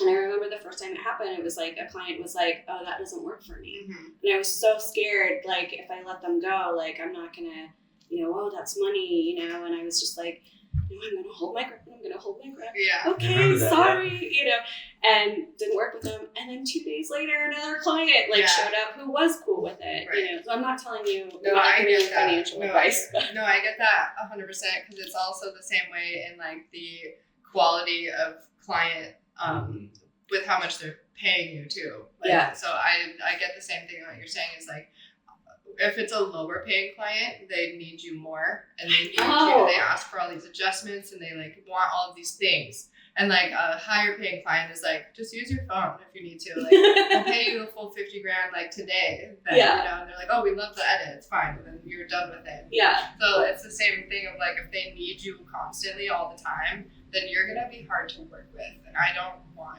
to be on call all the time. I just had to tell somebody the other day, like, you can't just call me at midnight and expect me to answer. Yeah. Like, what is wrong with you? Well, I think Even though of I'm it- awake, I'm not going to answer you just because. No, like that's sometimes where you just set like things like shut off your phone at 10, and it's like you didn't answer it like because it was after 10 p.m. Right. I had that, but like I think of it as, I think in analogies. That's just the way that I do it. But like Honda versus Lamborghini or Ferrari. Yeah. If you want to get a Ferrari, it's not as easy as going to the dealership and own that. You put it on a wait list, and it's very, very prestigious stuff that you have to go through. You have to put in that extra shit, which makes it that much more. Yeah. Honda, you just go to Honda and be like, here's 20 grand, what can you get for that thing? Yeah. Or like with Rolex, if you want the new Rolex coming out, you're on a wait list, you have to go in, you have to like all this other type of stuff. If you just want some G-Shock watch or something, you just go to a store and just buy it. Yeah. And it's like those more the more value you put on yourself, and it's scary. Yeah. Like I've had it to where like a client wanted this, I'm like, cool, yeah, I'll take everything and anything. Or even in the acting industry, I actually just had this conversation with a girl that's trying to get in the acting industry. She was wondering about opportunity. She's like, what if I turned down an opportunity like this? And I'm like, the thing is, opportunities are gonna come whether like it's not up to you sometimes. That's where like the faith stuff has to come in, of like standing your ground stuff. I used to be in a spot as an actor to where any type of student film, any type of short film, anything that was available, I would immediately audition of it. Cool, I'm working, blah, blah, blah. But then I was like, my career's not going anywhere because I'm not putting my value as an actor. And then I would see other friends of mine who were actually starting to do some big shit. And I'm like, looking at them, they're not taking any short films. They're not taking any student films. They're like, I don't have any reason to do that. I'm in class. I'm working on my stuff. And then like my agent knows to send me very specific stuff. If it's under this payment, she doesn't even send it to me. Yeah. And if it's over this, cool. But that makes it to where my focus now is not just like being spread across these little things. Yeah. It's all going to the big behemoth that needs my entire focus. And That's where I'm stuck right now, is because I made this my job. So like right now I have to take like all the dumb little jobs I can because it's my paycheck. But like I don't have enough time to reel myself back in and try to focus on getting my like new cinematography reel out because I'm exhausted from doing all these tiny little jobs. But like if I just release my new reel and like go for an agency and like go for bigger shows, I would be where I'm supposed to be at. But I'm just exhausted by the everyday paycheck jobs right now because it's just been like really bad for us out here. You're gonna catch 22. I know. I think I it's hit a wall. I think you have to hit that scary point of saying no to a couple things until Or bite it off small. Yeah. Seriously, like one of the things, and it sounds so dumb, but it worked for me because I had the same problem. I really did have the same problem. And I can't remember if it was my therapist or I can't remember. It might have been a life coach I was working with. But she's like, okay, this week, Mel, just 5 minutes a day, work on your reel. Yeah. And I was like, okay.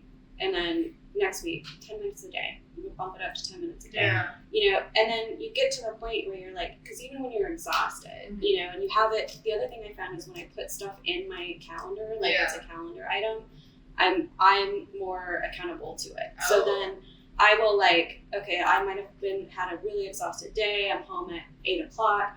I can do 5 minutes. It's on my calendar. I can do 5 minutes. Right. You know, That's and so it's not going to feel like you're making big progress, but all that slow progress will eventually add up to something big, you know? So if you don't feel like you can say no because of a financial situation you're in, like at least start just taking Right. little bites. Yeah. You know?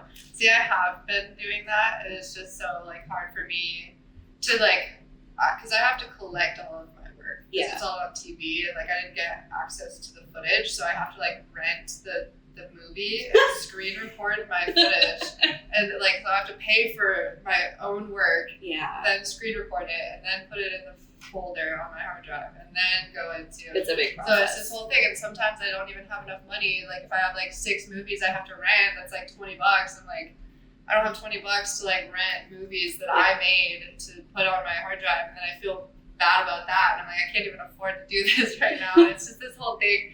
But I'm getting there like slowly, and it's just been like eating me up. Of like, if I would just get it done, Yeah. I would be in a different spot. But it's gonna happen when it happens, and I've been trying to like mentally prepare myself to just crank it out one day. Yeah. You know, I've been collecting my work, but it's hard to even find it. Like I don't know, some of the TV shows are like, I don't know what episode it is, so I have to watch like the whole TV show to figure out which episode That's mine was wild in. to me. Yeah, I They just have to like don't do skip better through with that. it, you know, like okay, I did that one, and then I have to like watch the whole episode to see if what parts were my shots, and not just record the whole episode. You know, so it just takes forever. I mean, I've been going through a very similar thing with just like how my time is used. Yeah. When I quit the industry, my back was to stuff like driving, Uber or Amazon or whatever, just to make a little bit of money. And so I kind of set my value at like whatever I could get with that per day. But it's physically exhausting to be driving that much. And like this month was one of the first months that I was like, you know what? I'm not going to stress about trying to make this amount of money every single day. I'm going to try to spread it out a little bit, and like try to hit this goal by this time. And instead of exhausting myself with trying to drive all this time, I'm going to use that and call some clients instead. Yeah. Use that to hope. It's kind of a gamble sometimes, but it was like, how can I reserve my energy and stuff? And instead of working 10 hours doing Uber and stuff like this, do I have enough at least right now to sustain me for a couple weeks? Okay, cool. Yeah. Use that right now and really just hone in on what I need to do. Yeah. And just like make that time valuable, make myself more valuable in that time, put myself accountable for that. Yeah. It's been scary though, because like I'm used to that classic job thing of like every 2 weeks I get a paycheck and stuff. And so when I do go like a week without working, Yeah. like my body's like, yo, we didn't make any money this week. Like what's going on? Yeah. But then I'll have like 1 week where I'm like, dude, I just made a fuck ton of money. Okay, hell yeah. It's weird, like gig culture Yeah. and like being an entrepreneur is weird. So like in full transparency, my first year of my business, I think I made like a whopping 30,000. I think the second year I made like 65, and then last year was my best ever, and I made like 140. Nice. And I was so proud because like very few women own businesses past the What is your business? Kmart. So I mostly did social media and digital marketing. Okay. So most of my clients were all in marketing. But I have the morning show, which I love. I hate the marketing stuff. Like I don't like it. Yeah. And part of it was because I wanted to be more of a consultant, but somehow, probably through my own fault of not setting boundaries, I ended up being the person that like touches the content every day for all of these people, and I don't like that. So I like weaned out a bunch of my marketing clients to focus on the morning show because I wanted to make that profitable and for me and to pay like my crew and like people that are working on the show. Yeah. And I never had to do sales. I'd never had to sell advertisements before, like, you know, sponsors, all that stuff. So I'm like trying to learn and figure it out. And it's really interesting to be like an almost 40-year-old woman that is like, okay, I'm not making any money right now, but I'm doing something I really love. Right. So yay, you know, Yeah. it's like, and it's hard not to tie your self-worth sometimes to that paycheck, especially when it's like, you know, it's such a privileged problem. But it's like, I think about last year when literally like I could travel whenever I wanted. I could buy stuff and not stress about it for the show, for, you know, whatever. Right. Right. And now it's like, I don't know if I'm can afford, to stay at a Motel 6. Like, Right. like, I don't know. I feel But That's how I'm feeling right now with this podcast. Is like we are putting everything we can into it, and like still we like, especially because it's summertime, we don't have a lot of other jobs coming in, so we don't want to Yeah. like spend money on the podcast, but like we want it to grow so much. So Well, I also, when it comes to the podcast, because I've been doing this for so long, I've gotten to see like creators like Mr. Beast, the number one YouTuber in the world. Yeah. He was saying something that really resonated to me, which is like, don't even look at anything until you publish 100 videos. yeah, Don't even do anything. Like, we're still such babies in this I know. that like, no, we're not gonna fucking create like the people that you see that launch a podcast and then immediately are profitable are those who have a brand outside of it that they incorporate. Yeah. The celebrities or something that are like, hey, I'm a huge actor, but I also have a podcast, and everyone's like, oh, I want to do that. Starting something from the ground up, like Joe Rogan said with his podcast, it took 15 years, I think, Yeah. for his podcast to get from like where it was to where it's at. That's hundreds of he uploads every single day pretty much. Yeah. Hundreds of episodes every year, and like that's how I have to like, because obviously for me, I want this to be a profitable thing. Yeah. This is our business. This is something that I want this to kind of like be our day job and stuff. But it's kind of taking that grand scheme of like, okay, well, since we're not putting that gamble of putting thousands of dollars into marketing and all that, like this is an organic thing.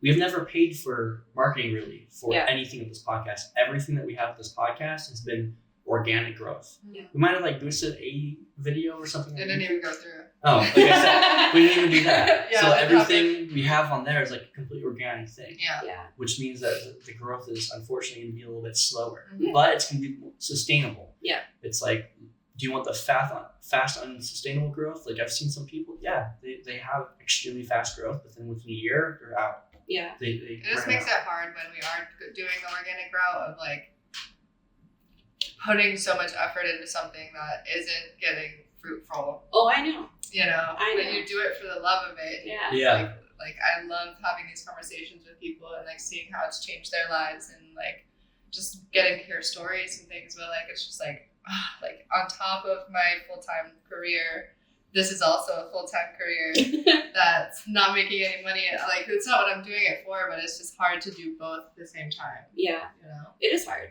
And I think it's one of those things that like, it's a choice and it's your commitment to it. And I think that I feel the same way. Like when I sat back and thought about the morning show, it was like, this might not be profitable for 3 years. You know, am I okay with that? And like me, my answer was yeah. Mm-hmm. And so even on the bad days, even on the days where I'm like, why the fuck am I doing it? You know, it's like, because I love it. Right. Yeah. You know, That's and probably it. I'm willing to at least put 3 years Mhm. into seeing where this goes. Mhm. You know, and even then, I might not call it at 3 years if it's not like super profitable, but I'm at least giving myself that window Right. To try. to try. Yeah. Yeah. And I think that, it is weird to put so much time and effort and investment and energy into something and not get any kind of like financial payback. Right. But also I think that's that's the interesting exercise of it, because we've been talking about this kind of on and off throughout the whole episode of like, why do we do what we do? Mhm. What matters to you? And like, what does it look like when you don't tie your self-worth or your Yeah. purpose to a bottom line and a dollar amount, That's true. and what does this feel like for you? Yeah. It's emotionally been really amazing to have this podcast happen for me. Just Oh, me too. Yeah. Just like getting to hear people's stories and like just seeing how it's affected how people communicate. Yeah. Even just with me, it's like been the reason why we've continued it. Yeah. You know? I mean, before I started this with you, I had my own podcast for a year and a half. Okay. I didn't have any sponsors or anything, but I still made sure to bust out as much as I could because I loved it. I Yeah. love sitting down and having genuine conversations, and then I've seen insane stuff come out of it. I've talked to athletes and made connections with people that I never thought in my life I would ever do that. And yeah, it's not profitable right now, but that's also why like I do have my production company on the side that does commercial work type stuff. And, Yeah. It does suck, but it's one of those things that I try to look at the sustainability factor. I would rather us build now and have a bigger foundation for us to continue. Like, yeah, it might take us a full 6 months to a year until we get our first sponsor and all that, but we'll have so much more reps under us. We'll have so much more practice that it won't be like this is all great, getting way too crazy. We weren't if it happens so fast. Yeah, we don't know we're doing this where it's like we remember when we were like, I love having this where we can look back on these times and be like, we were doing that without paychecks and we were figuring it out. Yeah. If we could do it then and survive and figure it out, it makes it more now worth it. And you'll probably look back and be like, that was so fun. Yeah. Like, back when we were doing it and not doing Exactly. business, like, That's that was fun. But I think it also Yeah. makes it to where like we can maintain the control for ourselves. We can make it to where it's like, look, we don't have to take this contract because it's money, just because of this. Yeah. They want to control this. We did this for this long with this little money. Yeah, we don't need it. We don't need to take on this exclusive contract or filter out what we see on here. Like, that's the thing, like with Joe Rogan, that, and like, I just mentioned him because he's the king of podcasting. Yeah. His is the number one podcast in the world across all platforms. But for him, there's not sponsors come to him and platforms come to him and they know they cannot control anything about a show. He Right. controls everything about a show. If there's a certain sponsor he doesn't want, he's not going to have it. If there's a certain podcast platform that's like, hey, so we can't have you talking about this and this, he's like, go fuck yourself. You came to me. I don't need you guys. I can still do my own shit. Right. Everyone's still going to listen. Like, you need me more than I need you. I don't do this because I'm getting rich off of it. Like, I have 20 other things that I can also do. This Yeah. isn't the big thing to focus on for me. Yeah. And that's one of the things that like I want us to be for us. I want us to not be under control of something. Like, I want us to build this enough to where it's like the fans or the people listen to us and not the platform that we're on. Wherever we go, they go. Yeah. It's not, oh, they're only listening because we're on Spotify. They're only listening because we're on YouTube.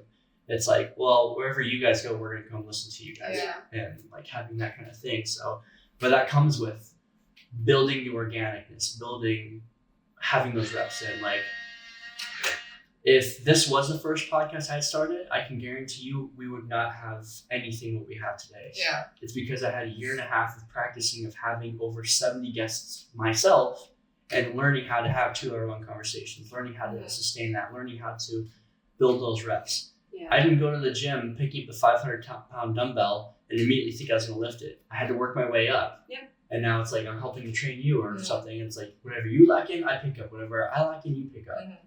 And it kind of helps build that up. Yeah. So it sucks in the beginning, but that's how all businesses are. Yeah.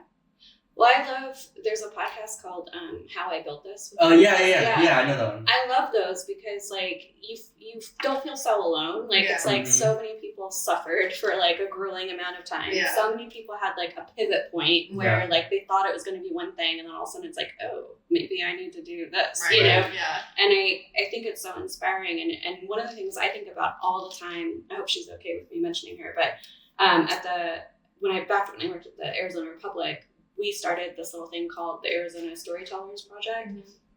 And I remember when Megan Finnerty started it, and like it was like her sister and like her best friend and like a couple people that would show up, and I was like the assistant. I would just like set up the chairs and like check people in, and I remember thinking like, there's no way this is gonna like last, you know? Yeah. It turned into like a huge national like project. Cool. Yeah. And it's like, I just remember how much she believed in it, how she kept showing up, and it went from like 4 people to 10 people to 25 people to selling out a ballroom, you know, like, and I think about that so often because it's like, if she had walked away at any point, it wouldn't have happened, you know, but she just believed in it so much. And I think in herself so much that she committed to it. And that's, even though I don't feel worthy, back to the imposter syndrome, even though I don't feel worthy, I'm trying to just commit to myself to do that and to keep showing up, you know? And I say this all the time, like showing up is, I feel like 90% of success sometimes. 100%. You know? Like just being there. Let's see if I can pull it up. They probably won't be able to see it, but that's one of the reasons why when I was talking to the actor that was trying to get into it, I was telling her most of the, like, what kind of acting career do you want to have? Do you want to be one of those one-hit wonders that immediately finds all the success, but then within 5 years is gone because they couldn't handle it? Versus the actor that had to put those reps in for 10, 20 years, audition after audition, class after class, and then finally, boom. But then because they were willing to do that, they were willing to get told no all that time, they had this sustainable career. And I'll see if I can pull it up, but like this picture alone just gets in my head every day. I'm curious now. But while he's looking that up, I was thinking of a quote that I wanted to say to you earlier, and I'm just going to share it with you really quick. Oh yeah. Oh, is it the miners? Yeah. Yeah, with It's the the two diamonds, people mining the for guy diamonds. that was almost there and he gives up. He's like an inch away, Yeah. and he gives up mining for the diamond. Versus the other guy, he's like, I'm not gonna fucking stop. Yeah. If I have to dig all the way through the core of the earth, so be it. You know what I think is interesting too, though, is like on the flip side of that. Again, I feel like this is an age thing. As I get older, and like I'm so much more comfortable being like, well, I tried that didn't work. Right. I'm gonna try something else now. Right, You know. yeah. Whereas before, I felt like I would have. And I think the difference there is like, is it making you miserable, or like, is it fulfilling you? Right. You know. But And when do you stop? yeah, Yeah. like when do you stop? But I used to feel a lot of guilt about stopping, you know, and now it's kind of like, well, you know, the old Thomas Jefferson thing. It's like, I learned a way not to do that. Yeah. Whatever, you know? Yeah. But I was going to say, there was this quote that kept popping in my mind, and it was, it's actually a spiritual quote, but it's, if you stay in my good, you'll miss my best. Mhm.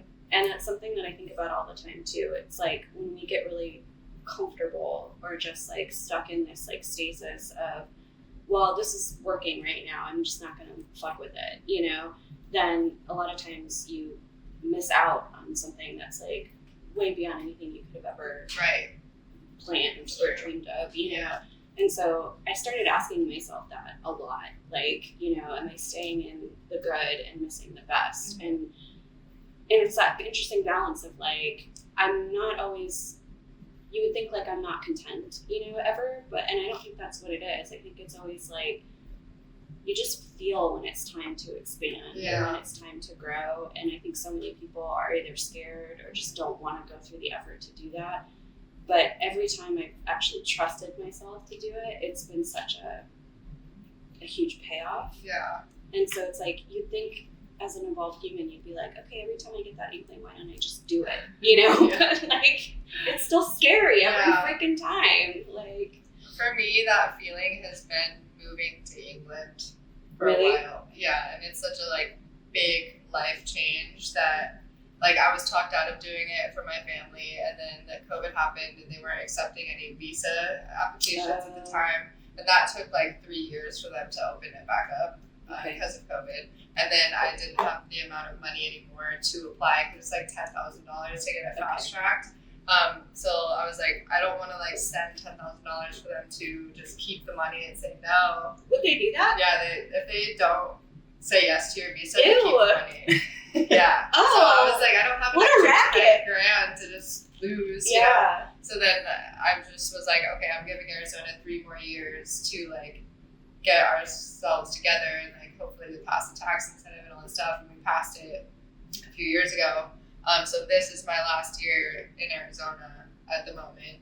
Okay. And I've been like trying to talk myself into making the move to England. Yeah. Yeah, so that's where I'm at right now. And That's I know exciting. it upsets a lot of people. It scares the shit out of me. Yeah, it scares the shit out of me too, but like I could be literally working on House of Dragons season 3 right now if I Yeah. went there. And so like just sitting here on my ass doing corporate events and stuff when I could literally be on the biggest show on the planet. Like what am I doing? What am I doing? It's such a You iffy know? thing though, because It hurts. you don't know It hurts. exactly if that's the life that's going to happen out there. It's such She's like, yeah, I do. yeah. I know it. I mean, I would have been on the season 3 of Sherlock. I wouldn't be probably the decam operator right away on House of Dragons, but I would be an AC and then work my way up with that group. Well, that's amazing. Yeah. And Yeah. so what am I doing here? I don't feel, know. I know. Well, that's the thing. I I feel know. like everything So it hurts is every happening.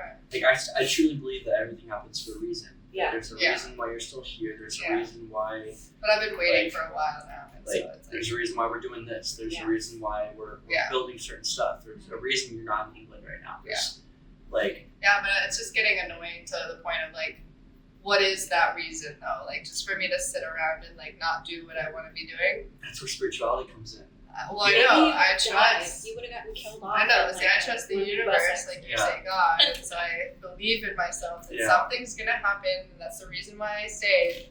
But And, sometimes it is you. It's Yeah. like sometimes the universe is waiting on you Yeah. to be like, I'm doing this. Right, you know? exactly. So I'm stuck on that shelf of like, okay, someday, like I've done all this work for Arizona, something's gonna happen soon. And then the other half is like, I've done all this stuff for Arizona and something should have happened. I'm always sad to lose talent, obviously, Yeah. in the Arizona industry, especially someone like you. Mhm. But like, I don't know, when you said it, like my heart lit up for Yeah, you. right. Like I felt like that's something that you really want to Yeah. experience. Yeah. And I think that you should follow that. I'm also still stuck out in the like keeping a $10,000 thing. I Like, know. I feel like they should at least let you go on a really kick-ass vacation and spend the $10,000. You know, Yeah. Welcome to politics. I know. Like, sorry. I know.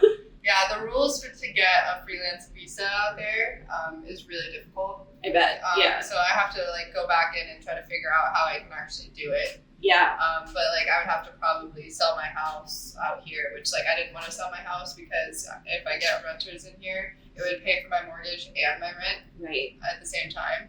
So like I need to figure out how to get my freelance visa over there without selling my house, Okay. so that I like have both my rents covered, and then Okay. like what I'm making out there is just extra.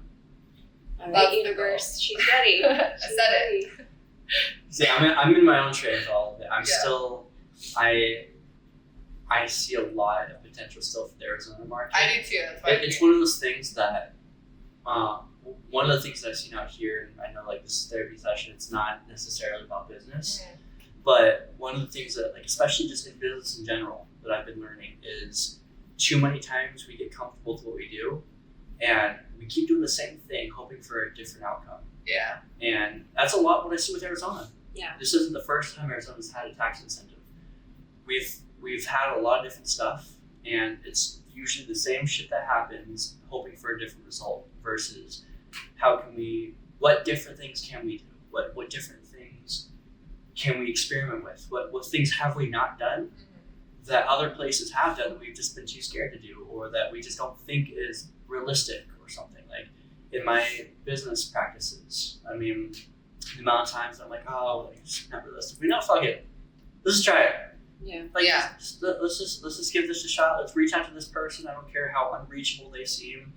Let's just try this. Let's just go for it. Like, Yeah. Well, I do think it's different. Yeah. Again, I'm old, so I've been an actor and a filmmaker in this community for 20 plus years, and this is the first time where the tax incentive is tied to using a studio Yeah. in Arizona. And so now what's happening is all of these studios are starting to open, which Yeah. it takes time to build that infrastructure. So Right. even though we got the tax incentive a while ago, it took them this time to build the studio locations. And what that does, which is nice, is, they can still bring in their own crews and stuff, but a lot of times if you're using a studio, you are more inclined to use local talent, Right. which I think is incredible. Right. Because what was happening, even when we were getting big gigs in here, is they would come out with all of their own. It was Yeah. all like a big unit, Yeah. and they weren't using any Arizona talent. Maybe you could be an extra on it or get like a PA position or something. But like, it was really. That happened even last year. It happens all the time still. We had a movie called Unstoppable come out for 2 days, and I was the only crew member Yeah. on B Unit from Arizona. Yeah. And like they hired a bunch of the union grips from out here, but they didn't hire any of the union camera guys or anything from out here. Wow. I was the only person from Arizona on the team. Yeah. Yeah. So See, I know, interesting. it's wild, And it's wild. that was like the tax first gig that incentive. me and you met on, because I was on the acting side of that one. Yeah. Yeah. Yeah. So it's still happening, and unfortunately, the tax incentives requirement for the studios are 10,000 square feet, and we still don't have a 10,000 square foot studio. I know. See, Still don't. the thing though, things are definitely different now, though. Like, LA is not what it used to be. People are trying to leave LA. People are trying to leave these other places. Yeah. They're coming out here. Like, the amount of wealthy ass people and crazy ass people that are moving here. We have people moving here now that I would have never thought in a million years would be moving out here. Yeah. And I think it's one of those things where it's just like continues digging for diamonds. Like, yeah, previously we might not have been able to. But we also didn't have some of the actors that we have now living out here. We don't have some of like the people in these industries coming out here. But I mean, that's what's been keeping me staying here is like, hopefully one day we can start getting the big sound stages starting to be built, but like they keep backing out because of Arizona's I don't politics. think it's an either or though. You know? Yeah, I mean, it's just I'm watching like Vegas is getting a $2.8 billion soundstage bill. Oh, yeah. Texas just got a $2.6 billion tax incentive passed like 2 days ago. Like, it's just for me like sitting here trying to work with like the APA and the film offices and Well, yeah, our legislation is already going like there's no payoff. Right. Like why are we doing this? So it's hard for me to keep believing that it's gonna happen anywhere soon. Like, so for me right now where I'm at is like I've done so much work to try to get to this point and I just don't see it happening within the next 5 years. Mm-hmm. So why don't I move to England for 3 years, because that's the visa requirement, get bigger in the industry and then move back. That's what I was gonna say. Yeah. Yeah, go experience your England Yeah. thing, and then Arizona will keep doing what it's doing. Yeah. And then you can return and if you want. Yeah, Right. right. And of course we'd always love to welcome back good talent. Right. But yeah, I mean I just think I don't know. I'm gonna start a podcast on death, and I think one of the things that drives me a lot is time and like knowing that your time, your experiences on these earth are finite. Yes. And like if that's something you really want to do, like I think I need to. go do it. I know. I really do.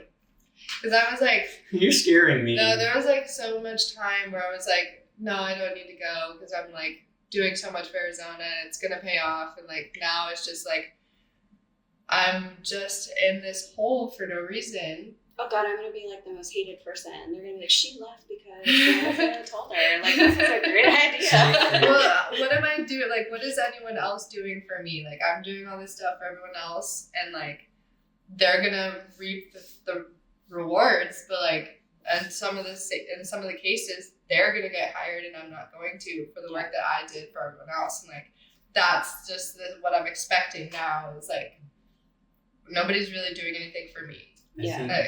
Except not even for myself, So I know that there's a lot that needs to happen before I can even make the move to England, because like it takes 6 months for them to even like read my visa application. Right. So I have time. You have time, but it's just like if Arizona doesn't give me what I want anytime soon, then I need to go. One of the things that I've been really trying to prioritize, and it's helped me a lot. I used to be someone that's tried to plan out the next 10 years to the T. Yeah. Like business, whatever it is, like that 10-year person, like I'm doing this, like every single detail of every single thing. Sounds like my worst nightmare. And that's how it was. Like I let the universe give me what I want. I know. So, Oh God. the first business that I ever had, I was in the music industry. I had an event company, I was throwing events and stuff, and I thought the trajectory for that career was me hosting concerts, festivals, and doing that. Like I had no interest in the film industry. Yeah. Like, I don't even talk about acting, anything like that. Like that had nothing. And then out of control stuff happened. COVID happened, shut my business down, everything happened. I'm like, there's so much that could happen that we cannot prepare for no matter what. So what we need, like when I kind of got into the habit of doing it, is just like, you know what?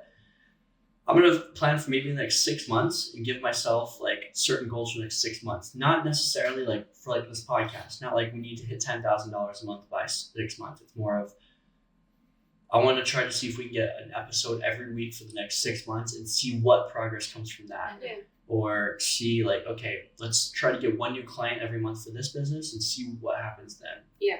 Being more present in that moment of not like, what does 5 years in the industry here look like? I don't know.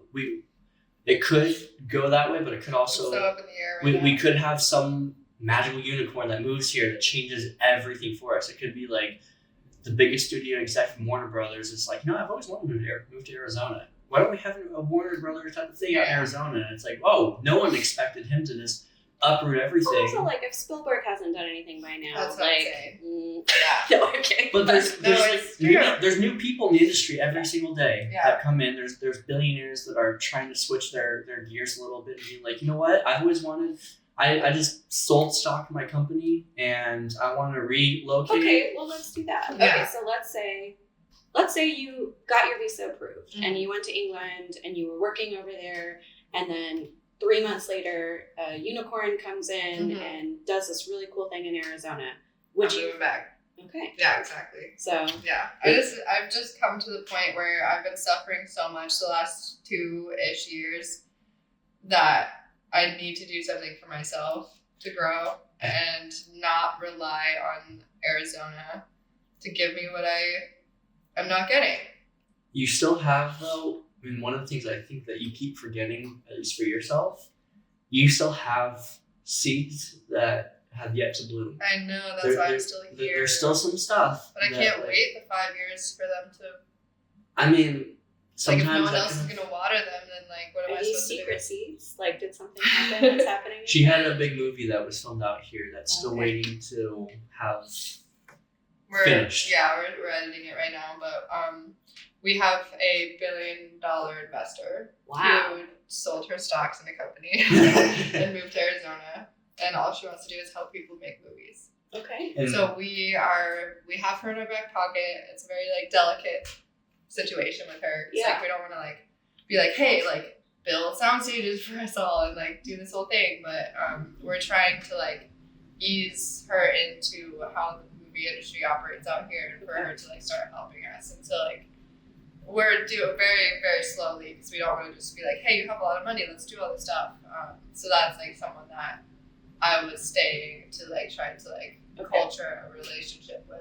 Yeah. Well, and even like I go to like I'm a business owner on the side, and one of the key things in my business is networking with other business owners. And one of the things that I've been doing a lot is finding these like super stupidly wealthy people that are just bored and being like, hey, if you want something to do, like, have you ever thought of the film industry? Like, oh yeah, I've kind of wanted to do that. And, like, I plant the seeds in them. And, like, the amount of wealthy ass people that I've met, that I've mentioned, like, they get pitched real estate shit, they get pitched commercial shit all the time. And I'm like, hey, where are you meeting them? I have my. I want to meet these people. Well, it was even like I went to a networking event this last weekend. I wasn't gonna go because it was just out of my comfort zone. But there was like a gut feeling that I was like, I just need to go meet a couple people. But when I was there, I met like 3 commercial real estate people that are like, oh, we have a studio. No one uses it. Nobody like. I'm like, oh shit, okay. Well, that's a resource that not a lot of people know about because they're so focused on this. There's nobody to focus on this other part, or like I'll talk to them and be like, oh, I'm in all these businesses or whatever, and I come in like completely blindsided, and I'm like, hey, I'm a movie producer. We need help. Can you help us? And they're like, that's actually an industry that I haven't learned about. Yeah. Let's set up a meeting. Let's see what you guys need. Like, so that's what we would be focusing on. There's a lot of different seeds being planted. You look really excited about that. I don't like. That's the thing. It's like I have to be this person that like goes and networks with all these like really rich people to try to talk them into helping us all. And that's not who I am. I'm a cinematographer. I'm a camera operator. I put a camera in my hand and I will make art, but I'm not the person that tells people to give me money. But and that's where I'm like, and I don't want to like blow smoke up my own ass, but I'm like, you didn't have me before. Yeah. And that's literally my position in the film industry. Yeah. I'm an actor first and foremost, but as an actor, one of the things I see other actors lacking in is they just try to wait for opportunity to come to them. It's not gonna fucking happen. Yeah. I'm sorry, but like unless you're some anomaly that like is Jenna Ortega that just gets discovered by Tim Burton or something, it's not gonna fucking happen. Look at other actors like Matt Damon and Ben Affleck. They had to get their own movie going to launch their own career. I've taken that on. I'm like, you know what, fuck it, let's fucking go. Let's do it. And I will take on that burden of meeting somebody, talking about this, pitching. Like, my whole career relies on pitching. Do I like it? Fuck no. Yeah. I wish I didn't have to, but I know that's kind of one of the bullets I have to bite right now. That's Great what I'm trying to rewards. teach myself, to just bite the bullet and become this producer that I don't want to be. Well, and that's the thing with entrepreneurship is what I've learned is the power of delegation. Yeah. If you really don't want to do something, but you excel in something else, don't try to spread yourself to something that you are not an expert in. Yeah. Hire someone who is an expert. Hire, like, the most successful people in the world are the ones who outsource shit that they don't know anything about. Yeah. They don't try to learn and do everything themselves. They're like, I'm really good at selling this. I can't do taxes. I can't do books. I can't do Yeah. this. Yeah. I'm going to hire these people out. I might take a little bit less from me, but I'm going to excel in this because I'm an expert in this. They're the expert in this. So if we come together, boom, we have something magical. So it's... I mean, Disney was a master at that, you know, and I think that, I guess my question to you is, like, do you hate it because you feel like you're not good at it? And if you got better and more comfortable with it, you wouldn't hate it? Or, like, is it a genuine friction, like, I don't like this in my guts kind of response to it? I'm probably pretty good at it. I just don't like. You I just don't like it. Yeah. Yeah. Because I don't like selling things to people and like. Yeah, it's just it's probably just because like my confidence in myself has been so low that like when someone's like saying like, oh, that's so cool, like tell me more about it, I'm like, I don't really want to, you know. Like someone else would be like, oh yeah, so here's like, and then they just go off on the pitch. Like I'm just not, and I've made my career into so I don't have to talk to the clients, and I'm like I can just do my creative work. Yeah. Like I'll talk to the directors and all the crew, and like I can lead a whole crew. But I don't want to talk to the, like, I don't know. Okay, well then move to England. Let him do all the stuff and you come back when he's done. Yeah. Don't give her any funny ideas. I still need my director Yeah. and VP out here. Yeah. Well, I'll fly back. It's fine. Plane tickets are like $800 round trip right now. Right I know, now. I was like, you got a billionaire, you can fly her back. Yeah, It's fine. exactly. Yeah, it'll be fine. I'll be making so much money over there that I can just come back whenever I want to. Before we segue too much into Yeah. just like movie stuff, we were like, for me, I'm a businessman at heart. I always, like, the second we start talking about business, it's one of my passions. Aside from like psychology and learning just mental health stuff, business is like, if you start talking to me about business, this is going to be a 20,000 hour fucking podcast type of thing. But we wanted to talk about the depression and anxiety and stuff. And I want to make sure that you got to say what you wanted to say about depression and anxiety, because I know that especially in today's world, especially for like younger people, that grind set mentality, which I think that's how we kind of segued into everything. But like the amount of anxiety, like I got to a point to where if I woke up anything past like 10 a.m., I wouldn't wake up like, okay, cool. I wake up in complete panic, thinking that like my whole day is just gone and I just ruined my entire life because I overslept a couple hours or something, which is ridiculous. But it just, like the anxiety that I would feel, I would immediately wake up and I'm like, fuck, I just failed myself so hard over something so minuscule as oversleeping a couple hours. Even though the shit that I've done, I'm like, oh, well, last week I just worked 4 days straight on like 15-hour things. I probably need a little bit of rest. Yeah. But it's hard for me to accept that. But just like in general with anxiety, with comparing and stuff, and like you being a business owner as a woman, I'm sure there's still lots of like comparison stuff. There's lots of stuff that you deal with that I know a lot of other like women who want to start their own businesses. They're too scared to, that are like, well, if I leave my 9 to 5, then I'm screwing my entire family over. Just like what would you, back in those times, what would you, if you could talk to that person that was in those times, when you were at your lowest point, when you're at that point of fear, when you're at that point of like uncertainty and stuff, like with everything you've gotten to learn now, what would you want to tell that person? I think I've talked about this before, and I feel like it never sounds as profound as it was for me, and as I think it could be for other people. And that is, I remember the first time I realized that not every thought in my head is true, Not every thought in my head is a fact. Not every thought in my head is something that needs to be followed or pursued in any way. Right. And that you can let it go. And not only can you let the thoughts go, but you can literally feed your brain, the kinds of thoughts and the kinds of things that will sustain you. And that was like a mind-blowing experience for me, because when you have talked so unkindly to yourself for so long, and you've believed so many bad things about yourself for so long, and you just thought, well, it has to be true because it's what's in there all the time. Yeah. And then when you let yourself go, well, what if it's not? What if it's not true? That opened up a whole other way of me experiencing life and thinking about life. Right. And some of the stuff that I did to help myself sounds really cheesy, but it worked. And like one of the things that I did that I was pissed about, but like I just felt like I needed to try it, was it was during the pandemic, and I'm high risk, so I would just walk in circles in my backyard, and while I would walk in circles, I would say affirmations to myself, and not just like general, like generic ones. I like thought of things that would be meaningful to me, the kind of person I want to be, how I want to see myself.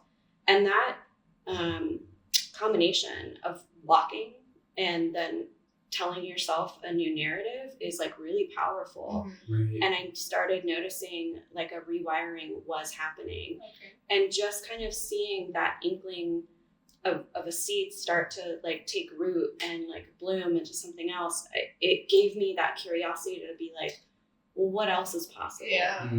What else can I try to experience? And so now a lot of times, like, I think part of my depression was I took life so seriously. Everything felt like do or die. It felt like it was going to be a fatal failure. Like everything felt so heavy all the time. And one of the other shifts that I did that I would tell myself is like, live like a scientist. This whole world is your laboratory. It's all an experiment. It's information. It doesn't have to be good or bad. It doesn't have to kill you. And I wish I would have understood that a long, long time ago, because I think I just was so afraid. I was so afraid of everything and of failing and letting people down, letting myself down, that I never gave myself the freedom to just experience. Yeah. And so, yeah, I guess that's it. It's like, really, this was my mantra for a long time before I was able to just do it. And it's take every thought captive. So there's not a thought that goes in my head where there wasn't for a period where I was like, is that true? Mm-hmm. Is that kind? Is that something I want to keep? Right. And once I started being able to do that, it really helped me kind of listen, and going back to my own personal trauma, be like, no, that's my grandma's voice. Right. Wow. That's the pastor's voice. Mm-hmm. Right. That's, third grade teacher that shamed me in front of class. Right. Like these are not, that's not me. Like, That's such a good way to put it. Yeah. I love that. Yeah. Yeah. That is incredible. Seriously. You're gonna make me cry. It's No, crazy. I love that, because it's sometimes it's hard to differentiate the voices that come in. You don't know which ones are actually like your gut or like the true voices, because our identity is built over a period of time, and there's different things that come in to try to feed a certain identity.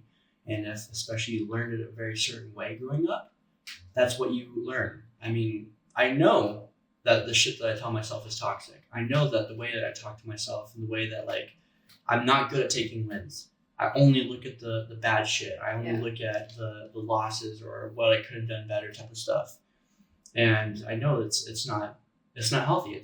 It's damaging. Like I want to think that's helping me, but I know it's not. Yeah. And it's hard to like understand and differentiate like which voice do I listen to? Yeah. Which one is the correct one? Which one's the one that I need to follow versus which one do I need a little bit of suppression on? Kind of put the muzzle on a little bit and be like, sorry, brother, that's not you right now. Well, something that might help you too, because this was fascinating for me. The other thing that made a big shift for me was I was so disassociated with my body for a really long time. And I remember the first time I was talking to a therapist and I was having kind of a strong reaction to something. And she was like, where do you feel this? And I was like, what? She's like, where do you feel this in your body? And I was like, what do you fucking mean? Like, I was like, and she's like, just calm down for a second. Tell me what you're feeling right now. And then once I started being able to like, oh, I feel my chest tightening up. I feel, my neck getting really stiff. Like I feel my hands starting to get sweaty. Like, and I started doing that when I would feel strong emotions, good or bad. Right. And what it did was it was like, one, reconnect me with my body, and two, be like, I can either, like, these are not good or bad. These are just sensations that are happening. Right. And you just step back and you go, okay, this is happening. And I know this feeling. I'm familiar with this feeling now. It's anger or it's hurt, and do I want to keep it? Do I want to hold on to it? No, I don't, and I think that was a big part of my depression for so long was I would feel so overwhelmed by the emotions and the feelings, and I would just let myself sink deeper and deeper. And I don't know if you've talked with this with any other creatives, but there was a part of me that was afraid to even let go of that because I thought it was kind of the source of my creativity, Yeah. And it's like, am I going to be shallow and I'm not going to be able to do the same kind of work, like if I'm happy, Like, and I really had to learn to let go of that too. Because in the end,